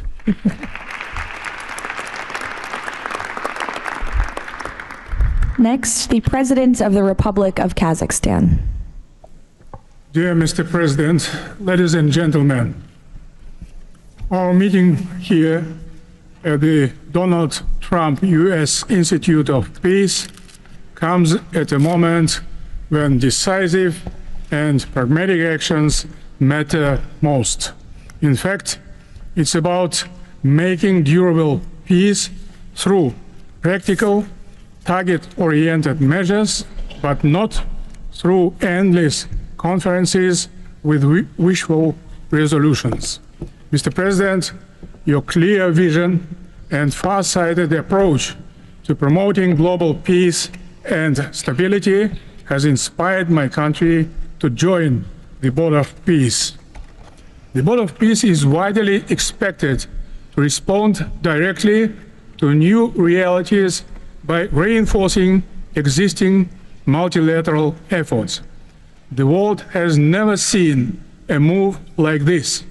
It is absolutely unprecedented because, in essence, peace through construction is a very innovative concept or project, and it has every chance to become a reality by our joint efforts. Therefore, Mr. President, I acknowledge and accept your conviction that lasting peace must be built on concrete actions. As our first step, we are ready to contribute a significant amount of cash finance directly to the Board of Peace without any delay. Kazakhstan is also keen to be part of the restoration and construction process through international companies with strong credentials. The program, mostly funded by our government, may include the construction of infrastructure, housing, residential complexes, schools, hospitals, and other important civilian facilities, as well as the rubble clearings. We pledge to fully accomplish our financial commitment toward the board. As one of the world's major producers of wheat, Kazakhstan is ready to provide humanitarian assistance to enhance food security in Gaza and beyond. Kazakhstan plans to provide 500 scholarships to Palestinian students to pursue academic programs in our universities over a 5-year period. We can share our internationally recognized e-government expertise and other digital solutions. Kazakhstan is willing to support the ISF by deploying military units, including medical units, and sending our observers to the Civil Military Coordination Center. Sustainable development in the Middle East requires new ways to promote peace, cooperation, and trust across the region. That's why Kazakhstan has joined the Abraham Accords. This crucial move is fully aligned with the noble mission of the Board of Peace. Both of them may constitute a solid basis for joint efforts to promote peace and security in the Middle East and to foster economic, humanitarian cooperation in the region and even beyond. Given the global nature of the board's agenda, Kazakhstan is committed to providing practical support, including through hosting meetings at different levels and scales. I also would like to propose to establish a special President Trump's Award of the Board of Peace to recognize his outstanding peace-building efforts and achievements. I am confident, Mr. President, that under your strong leadership, the Board of Peace will successfully deliver its great noble mission. Thank you. Next, the President of the Republic of Uzbekistan. Уважаемый господин президент Трамп, ваше превосходительство, позвольте выразить искреннюю признательность президенту Соединенных Штатов Америки Дональду Трампу за созыв инаугурационного заседания Совета. Несомненно, сегодняшний саммит – это результат политической воли и прагматизма президента Трампа. Узбекистан поддержал миротворческую инициативу о создании Совета мира и твердо заявил о намерении принять практическое участие в ее успешной реализации. Убежден, что работа Совета позволит сформировать благоприятную обстановку для экономического и социального восстановления сектора Газа. При этом любой механизм внешнего управления должен непременно опираться на внутреннюю поддержку населения сектора. Скоординированные усилия всех сторон позволят обеспечить устойчивость постконфликтного процесса и создание условий для скорейшего восстановления Газы. Подчеркну, что Узбекистан готов внести посильный вклад в возведение жилых домов, детских садов, школ и больниц. Уважаемые друзья, символично, что нынешний саммит проходит в Институте мира имени Дональда Трампа. Наша встреча является ярким проявлением международной солидарности, миротворчества и общего стремления к улучшению ситуации на Ближнем Востоке. Мы должны использовать эту историческую возможность для построения новой Газы с процветающей экономикой и достойным условием жизни для всего населения. Благодарю за внимание.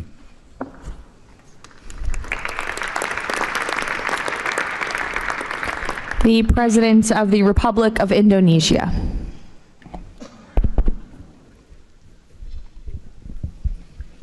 President Trump, distinguished delegates, Indonesia, from the first day that we studied President Trump's 20-point plan, we completely agree and we are fully committed to this plan, and that is why we joined the Board of Peace. We are committed to its success.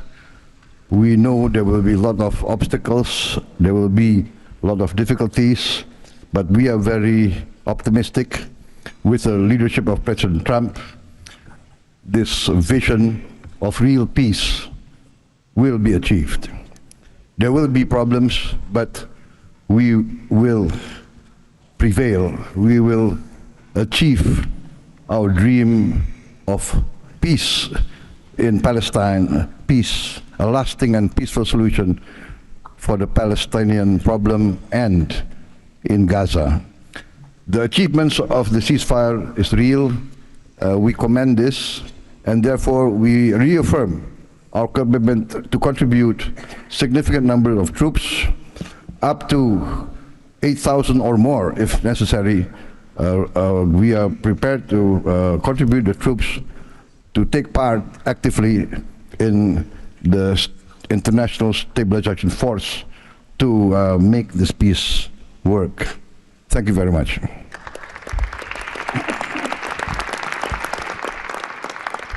The President of Romania.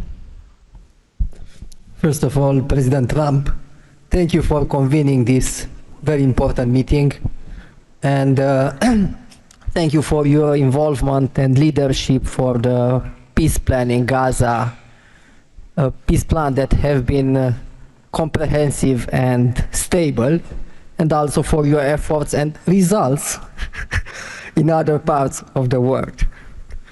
I think everyone desires peace, stability, prosperity in Gaza, but the question is how to act for, and it's why this meeting and this format it's important. What Romania can do first on the humanitarian situation, we can increase the number of flights in order to extract children with disease and to treat in the Romanian hospitals. We've done already, and we can do for 1,000 children and 4,000 family members. Secondly, we had a good expertise in emergency response system like ambulance, fire systems, and we can help in order to rebuild that system, and we can donate some equipment. Third, we already offering some scholarships for Palestinian students, and we can extend the program, and we can help also to rebuild, refurbish the schools in Gaza. And fourth, I think the most important, we had also some expertise.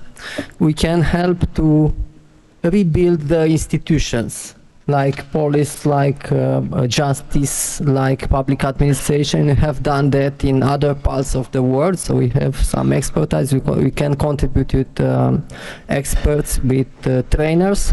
And also it's important to say that we have traditionally good relation with Jewish people and with the Palestinian people, so it will help. So we can count on us.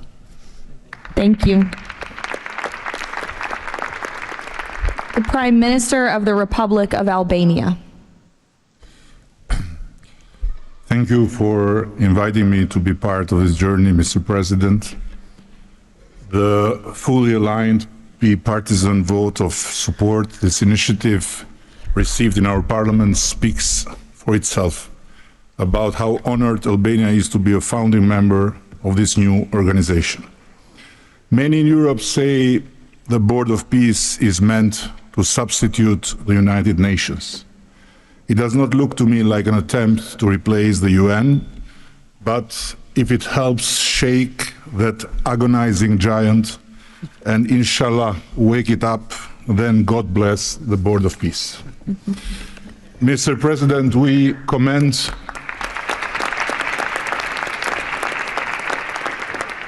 commend your decisive role in bringing a halt to the heartbreaking conflict in Gaza, and Albania has confirmed its participation in the stabilization force with our troops. At the same time, I propose that this board invite all countries to contribute directly by building a dedicated public facility for Palestinian children, and in doing so, the world would help the children of Gaza, who are the most innocent hostages of the lunacy of Hamas, to grow within the tangible presence of the largest chain of hands humanity has ever joined together. By not only putting the money, but bringing their own architects in this.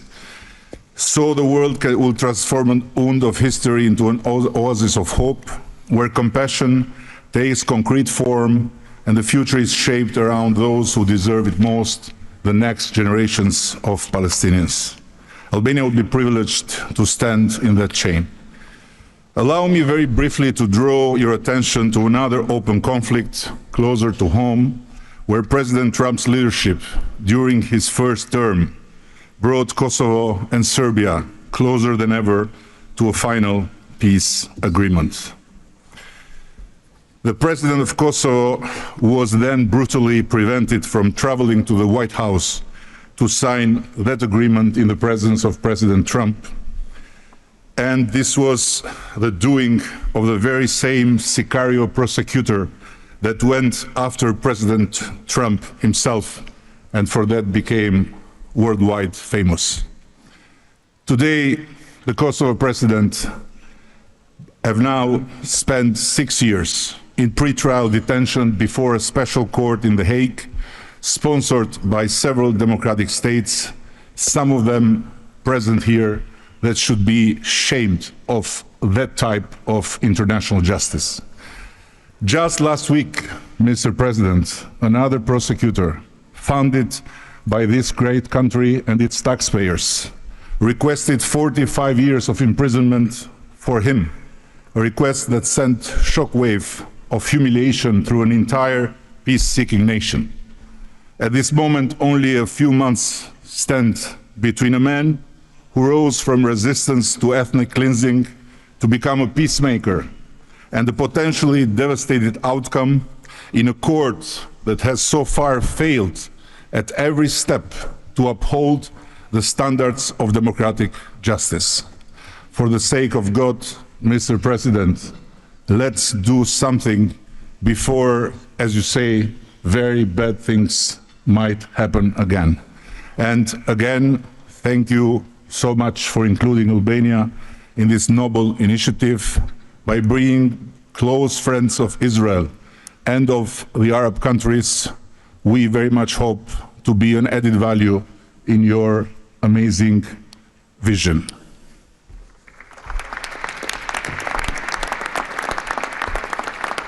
Next, the Prime Minister of Egypt. Your Excellency President Donald Trump, distinguished participants, I thank President Trump for convening this meeting.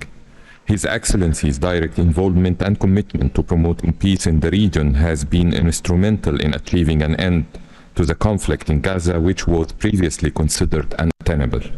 Egypt supports President Trump's vision to usher in a new era of peace and coexistence among the people of the region, in which the Palestinian people enjoy the rights to self-determination and statehood, in accordance to relevant international resolutions. Egypt also appreciates President Trump's firm position on rejecting the annexation of the West Bank. Egypt supports the mandate of the Board of Peace as a principal framework for governing the transitional period in Gaza. It is necessary to fully empower the National Committee for the Administration of Gaza to function effectively from within and throughout the Strip. Also, preserving the institutional and geographical link between the West Bank and Gaza is vital for the Palestinian Authority to eventually resume its role in Gaza. Within the framework of Egypt's support to President Trump's plan, Egypt will continue its effort to train Palestinian police personnel to maintain security within the Strip. Egypt values President Trump's position rejecting the deportation of the Palestinian people from Gaza as reflected in the 20 points plan, and stresses the importance of initiating early recovery projects in the whole of the Strip in a manner that preserves its geographic unity.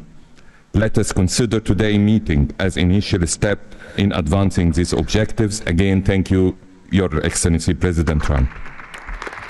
Thank you. The Prime Minister of the State of Qatar. Thank you. Mr. President, distinguished members of the Board of Peace, thank you for convening this meeting under the banner of peace. Qatar reaffirms its commitment to the Board of Peace as it was committed to the very first day of the mediation efforts. From that day until the end, when we have witnessed in that historical moment in Sharm el-Sheikh the signing of this agreement together with our partners. For decades, this conflict has burdened our region and the world, and our responsibility remains to achieve a just and lasting resolution.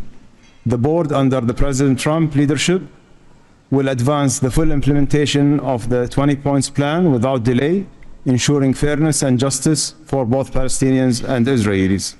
In this spirit, Qatar pledges $1 billion in support to the board mission aimed at reaching a final resolution that fulfills Palestinian aspiration for the statehood and recognition, and the Israeli aspiration for security and integration.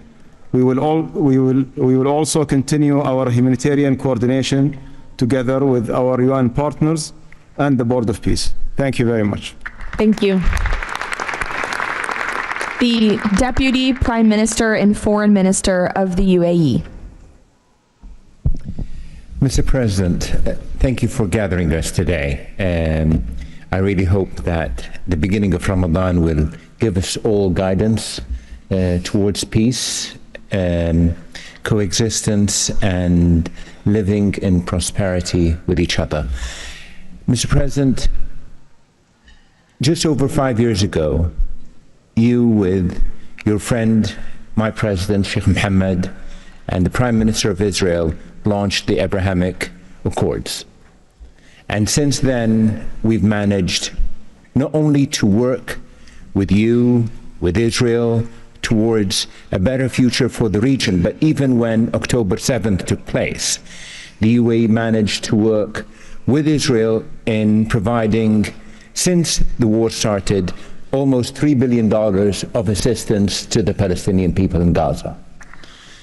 Today, Mr. President, the UAE announces a further $1.2 billion for supporting Gaza through the Board of Peace, which I'm delighted that I've been working with so many friends like Steve and Jared, Secretary Rubio, who's been so inspiring in so many other ways, on so many other fronts, and looking forward to working with him for in the future. And Mr. President, if it wasn't for your support, I think this board would not have been gathered. We would not have had the meeting in New York to end this war, when you gathered 8 leaders of the region to end this war. So, Mr. President, during Ramadan, we pray for your success. Thank you. Thank you. The Minister of Foreign Affairs of the Kingdom of Morocco. Thank you.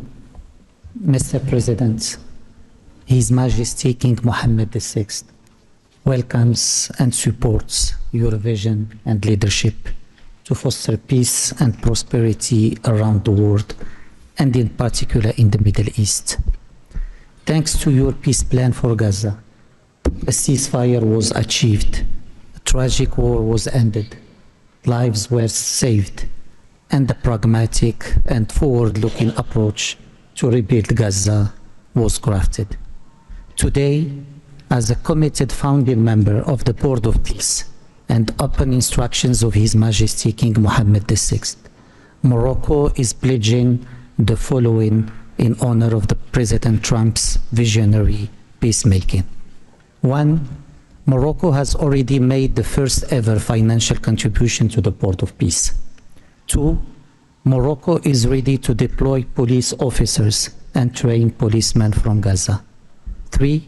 Morocco will deploy a high-ranking military officers to ISF Joint Military Command. 4. Morocco will deploy a military field hospital. 5.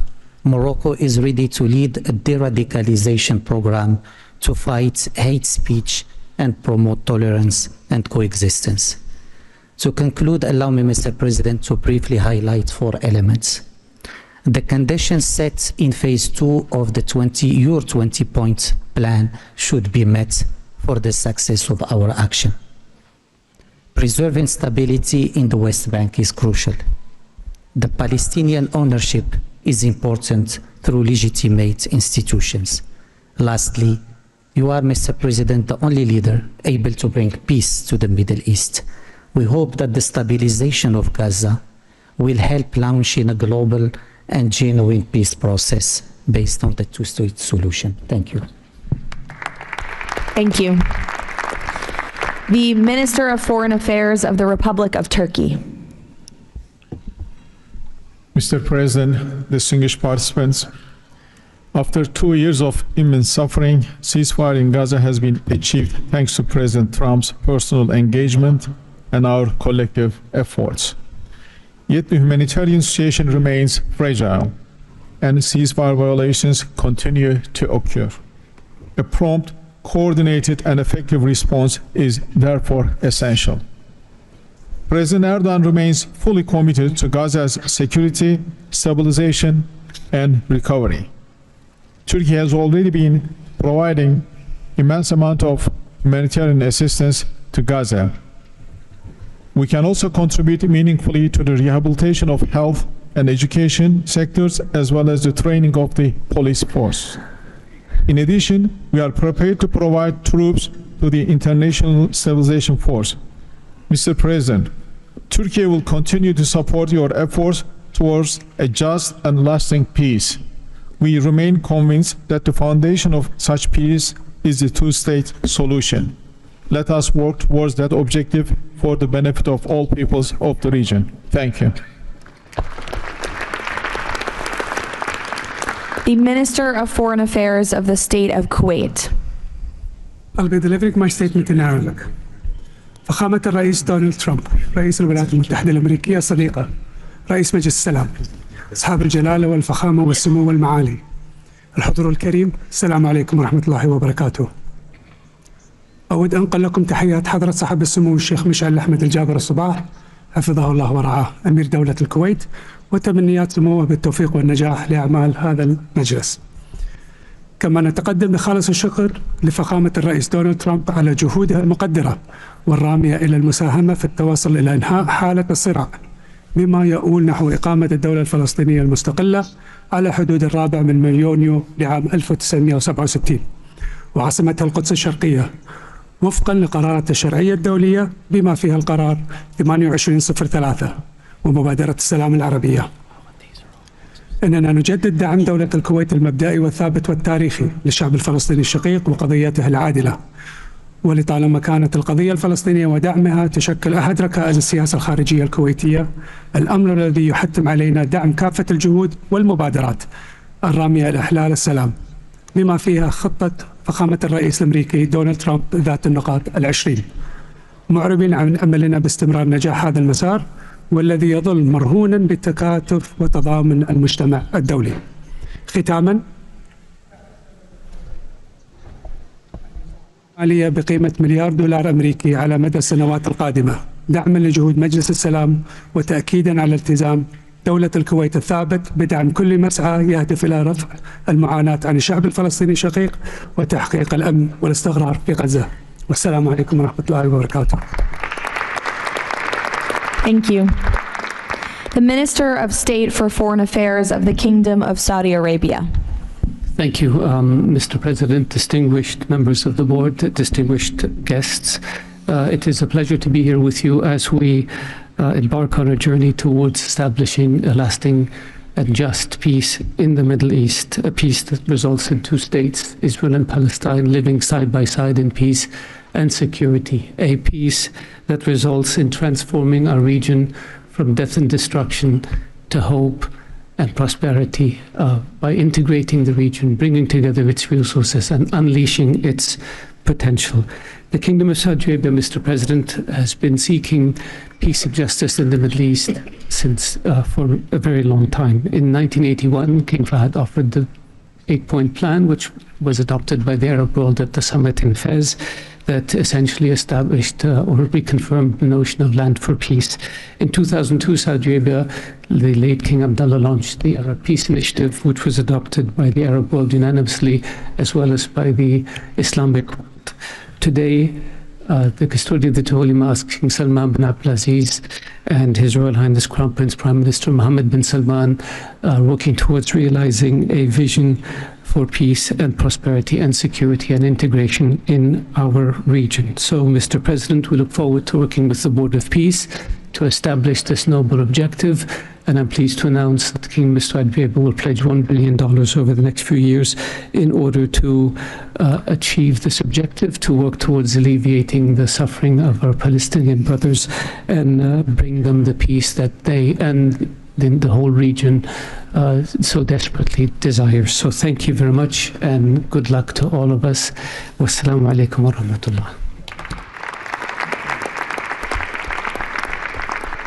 I know there were a few more leaders who wanted to quickly share a few words, so we will go to the President of the Argentine Republic, Milei. Señor Presidente, distinguidos miembros del Board of Peace, la nueva Argentina ha adoptado una posición clara en política exterior. Defendemos de forma inclaudicable el derecho a la vida, la libertad y la propiedad y sus instituciones derivadas, la igualdad ante la ley, la libertad de expresión y el libre comercio. La defensa de esos derechos no es negociable, es un prerequisito para la paz. Pero no todos los actores internacionales juegan con las mismas reglas. Hay quienes rechazan esos derechos, los pisotean y se benefician de lo que los demás respeten. Frente a ellos, la buena voluntad no alcanza. Necesitamos instituciones con voluntad y capacidad de hacer valer las reglas. La paz duradera no se construye sobre consensos que ceden en lo fundamental. Se construye sobre la determinación de defenderlo. Si vis pacem, para bellum. La Argentina participa de este Consejo con la convicción de que la paz exige decisión política y una arquitectura institucional capaz de sostener soluciones reales en el tiempo. El presidente Trump ha predicado con el ejemplo, mediando el acuerdo de paz en Gaza, acuerdo que luego ratificó la resolución 2803 del Consejo de Seguridad de las Naciones Unidas.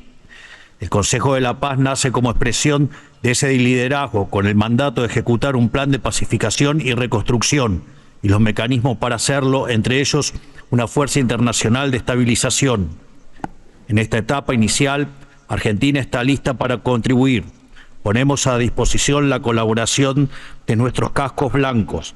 Nuestra trayectoria en operaciones de paz es un capital probado que ponemos al servicio de la fuerza de estabilización. Creemos en una diplomacia que asume riesgos para alcanzar la paz. Creemos en el liderazgo que enfrenta desafíos complejos con determinación, como el del presidente Trump. Y creemos que la única paz que vale la pena construir es la que descansa sobre los derechos innegociables del hombre. El Consejo de la Paz ofrece un marco para avanzar en esa dirección. La Argentina lo respalda. Muchas gracias. Thank you. The Prime Minister of Hungary, Mr. Orbán. Dear Mr. President, Excellencies, dear colleagues, first of all, let me express the appreciation of the Hungarian people to President Trump for his tireless peace efforts all around the world. Hungary is the only country to be represented here on the highest level among the founding members from the European Union. I represent a country which has been living in the neighborhood of a brutal war for the last 4 years.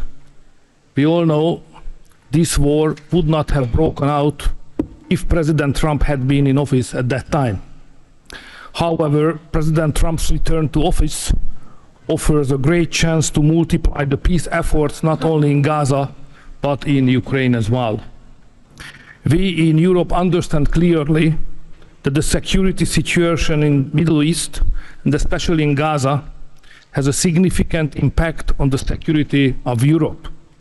Therefore, our participation in the Board of Peace is not only based on principle, but also on our own security interest. Let me also share with you that there is serious talks going on in Europe about the Board of Peace and its future role. We understand that during the recent decades, international organizations have failed to fulfill their role to preserve peace and stability worldwide. Therefore, new initiatives are needed to bring forward the issue of peace globally. We are sure that President Trump's initiative to establish the Board of Peace is such a step to the right direction.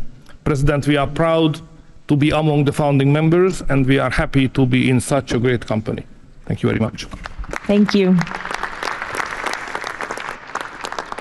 President Peña of Paraguay, who tapped my shoulder, wants to say a few words. Yes, thank you, Caroline. Thank you, President Trump.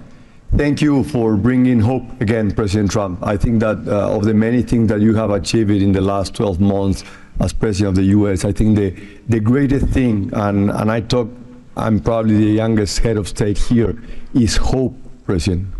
We have lost hope about solving problems for many, many decades.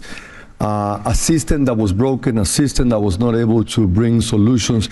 Now we're seeing that thanks from your leadership, we are solving the issues. I come from a country that 160 years ago faced extinction. We went to a war against our neighbor and we lost 60% of our territory and 90% of the male population. So we know on our own flesh the hardship and all the difficulties of war.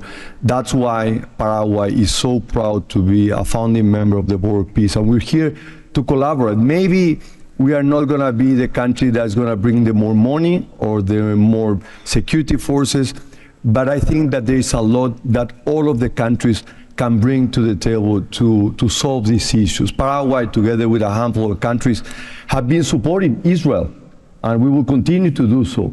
But we come here with an open heart to work for peace. And today is Gaza, tomorrow will be another conflict area in the world, but we need to solve each of all these conflicts, and I really appreciate the leadership that you have taken, President. Paraguay stand ready to collaborate next to you. We're going to continue to support the U.S. initiative.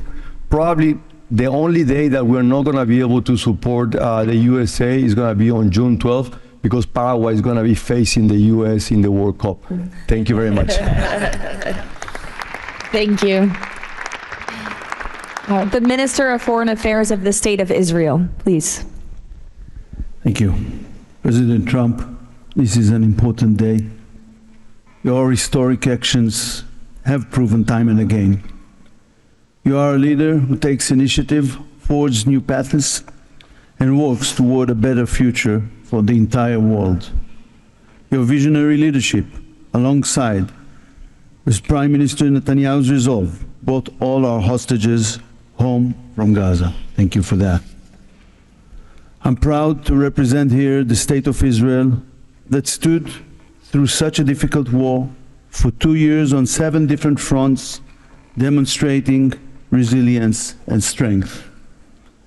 As I stand here, I recall the 925 brave soldiers that gave their lives in a war against pure evil, Hamas, Islamic Jihad, and Hezbollah. These are the best people.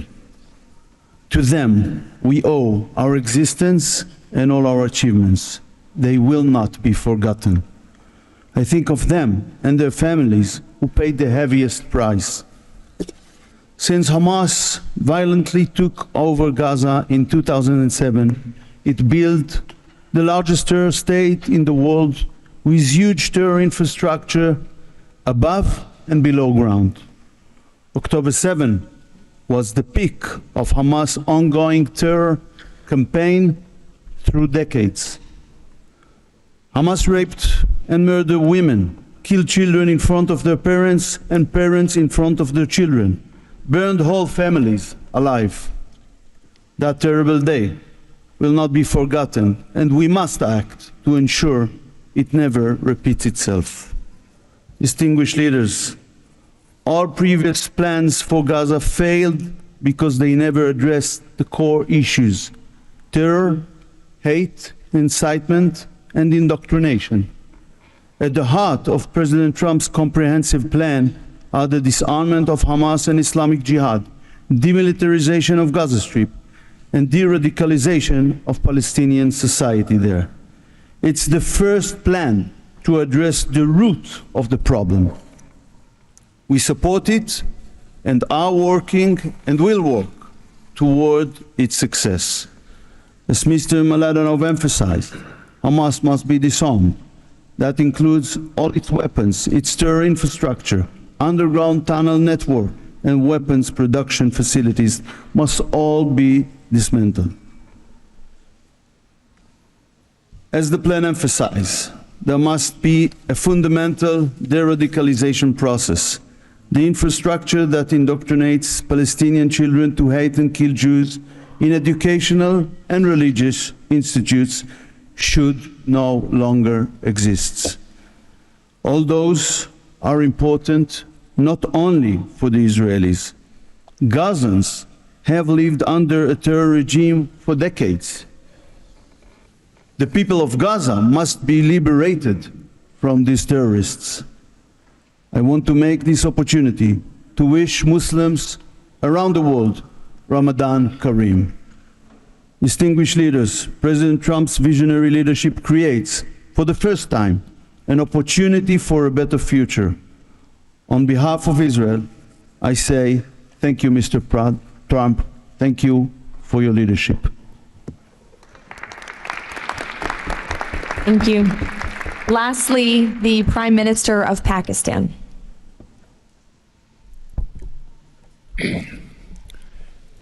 Bismillah ar-Rahman ar-Rahim. Your Excellency, President Donald J. Trump, members of the Board of Peace, distinguished guests, ladies and gentlemen, Assalamu alaikum and a very good morning. It's a great honor, Mr. President, to attend this inaugural Board of Peace meeting in this holy month of Ramadan, and may God reward you and make you successful in your efforts to bring lasting peace in Gaza.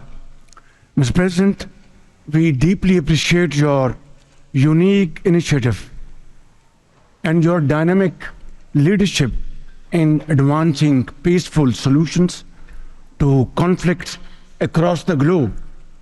Your bold diplomacy has surely brought calm to many international serious hotspots. Your timely and very effective intervention to achieve ceasefire between India and Pakistan potentially averted loss of tens of millions of people. You have truly proved to be a man of peace. And let me say, Mr. President, you are truly savior of South Asia. The people of Palestine have long endured illegal occupation and immense suffering. And to achieve long-lasting peace, it is very important that ceasefire violation must end to preserve lives in advance reconstruction efforts. The people of Palestine must exercise full control of their land and their future in line with UN Security Council resolutions. Mr. President, we must work together towards a credible pathway to Palestinian self-determination through the establishment of an independent, sovereign, and contiguous state of Palestine in line with the relevant resolutions. Mr. President, we hope that under your visionary and dynamic leadership, we will ensure a just and lasting resolution to the issue of Palestine. And today is a day which will mark a place in the annals of history that through your efforts, through your untiring support and great efforts, long-lasting peace in Gaza will be achieved, will be your legacy for all time to come. Thank you.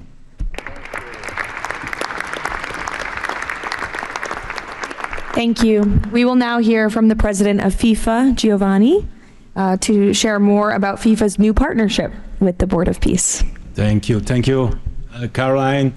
Dear President, distinguished leaders, dear friends, I just have 3 quick points I want to mention now. Football, that's the first point, football, or soccer as it is called, here is the world's universal language. It is spoken by 6 billion people, 6 billion fans who have the same feelings. It's about hope, it's about joy, it's about happiness, it's about coming together, and it's about uniting the world.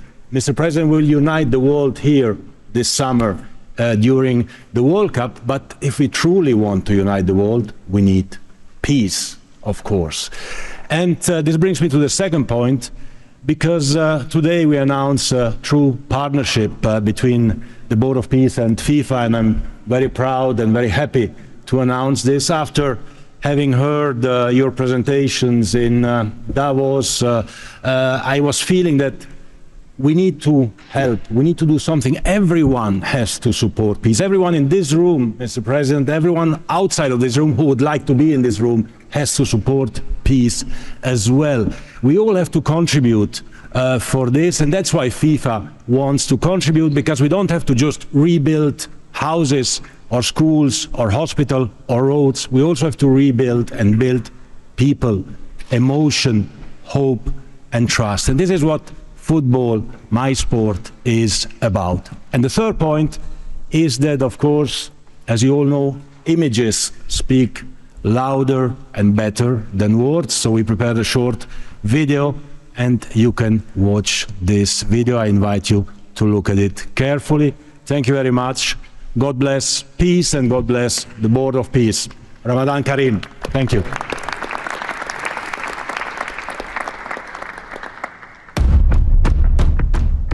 In a world where conflict has silenced playgrounds and broken routines, there is one language that still unites hearts: football.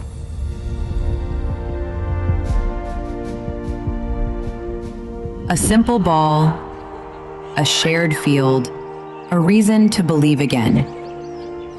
Today, FIFA and the Board of Peace come together to turn football into a bridge toward peace, dignity, and hope. Through this partnership, a complete football ecosystem will be created. FIFA and the Board of Peace will build football pitches, FIFA arenas, academies, and stadiums. This initiative will support the creation of leagues at youth, amateur, and regional level, strengthening community engagement both on and off the pitch. It will also generate diverse professional opportunities, supporting the development of local talent not only on the field, but across all areas that bring football to life. Football does more than create players and coaches. It rebuilds confidence, restores routine, reopens doors to education, teamwork, and belonging. Local communities take the lead. Parents, teachers, volunteers, youth leaders, all becoming part of a shared mission to heal, to rebuild, to move forward together. Around every pitch, new emotions and long-lasting memories emerge. Community matches, fan gatherings, youth education, and sport programs. New job opportunities appear to become coaches, players, sport doctors, administrators, events organizers. We will create football ecosystem with thousands of people to be involved and engaged constantly. Together, FIFA and the Board of Peace will build, in Gaza, 50 FIFA Arena mini pitches, with a cost of around $50,000 per unit. This represents a $2.5 million investment. 5 full-size pitches in 5 different districts, at around $1 million per pitch. A FIFA academy with an estimated investment of $15 million. And a national stadium for 20,000 to 25,000 spectators, valued at around $50 million. These investments will create a complete football ecosystem designed to support communities and future generations. FIFA and the Board of Peace, united for football, committed to peace.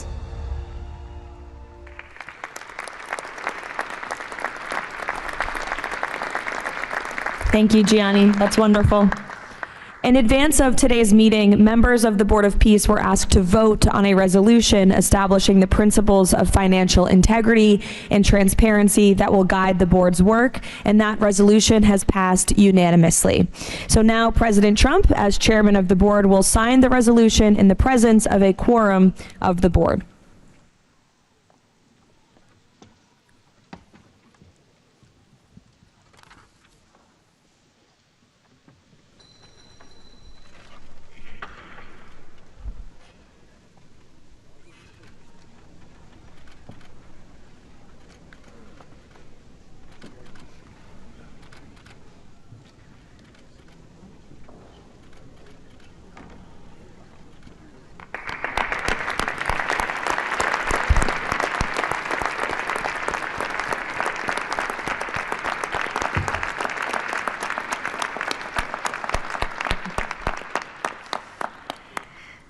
Now, while this is not a fundraiser, the Board of Peace has already inspired remarkable support from so many on this stage.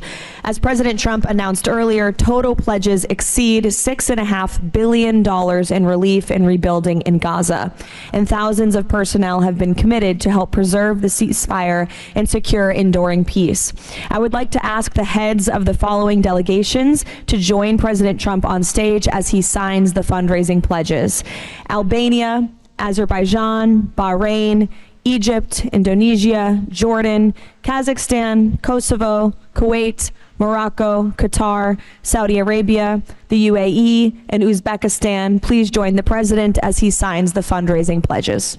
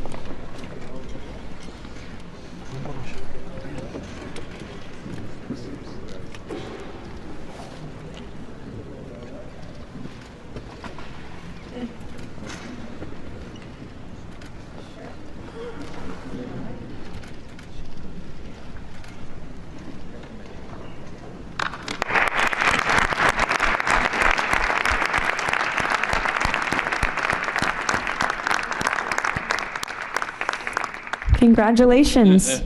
Now, President Trump, if you would like to say a few words to conclude, and then you have the honor of gaveling out the first ever Board of Peace meeting. Well, thank you very much, Caroline. And I will say that this has been, I think, will maybe be one of, if not the most important day of our careers. And we've had some pretty good careers up here, but this is something very special. And we're going to straighten out Gaza. We're going to make Gaza very successful and safe.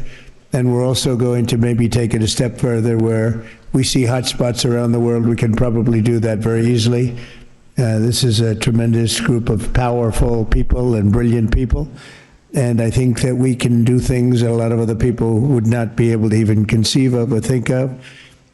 We will help Gaza. We will straighten it out. We will make it successful. We will make it peaceful. And we will do things like that in other spots. Spots will come up. Things will happen that nobody's even thinking about now and not even conceivable. But we will take care of a lot of things, and we'll work again with the United Nations and bring it back to health. It needs help. It's got tremendous potential, but it needs a lot of help. And I think we can start with doing that pretty soon, Michael. I think we're going to work on that very strongly. We can fix up even the building physically. I love to see beautiful buildings. I like to see buildings fixed up physically, not look like they are in disrepair. We don't like that. So we're going to do a job with the United Nations. We're going to have some very good people, and you have some very good people there right now, but we're going to put some extra people in, and we're going to have it help us. But most importantly for today, the Board of Peace is going to lead the way in Gaza. We're going to make Gaza an example of success and safety and unity. And it's an honor that you're here. And I want to thank the media for being so respectful. You're really amazing. It's given the Board of Peace the respect it deserves. These are the most powerful people in the world, the richest people in the world through their countries. And they have made a tremendous commitment. And the United States likewise has made a tremendous commitment. Thank you to everybody for your involvement, and we look forward to working with you over the years for many, many reasons, many very, very good humanitarian reasons. Thank you all. Thank you very much. Thank you. Thank you. Thank you. Thank you. Thank you, everybody. Ready? Thank you. We'll take it with us. Thank you, everybody.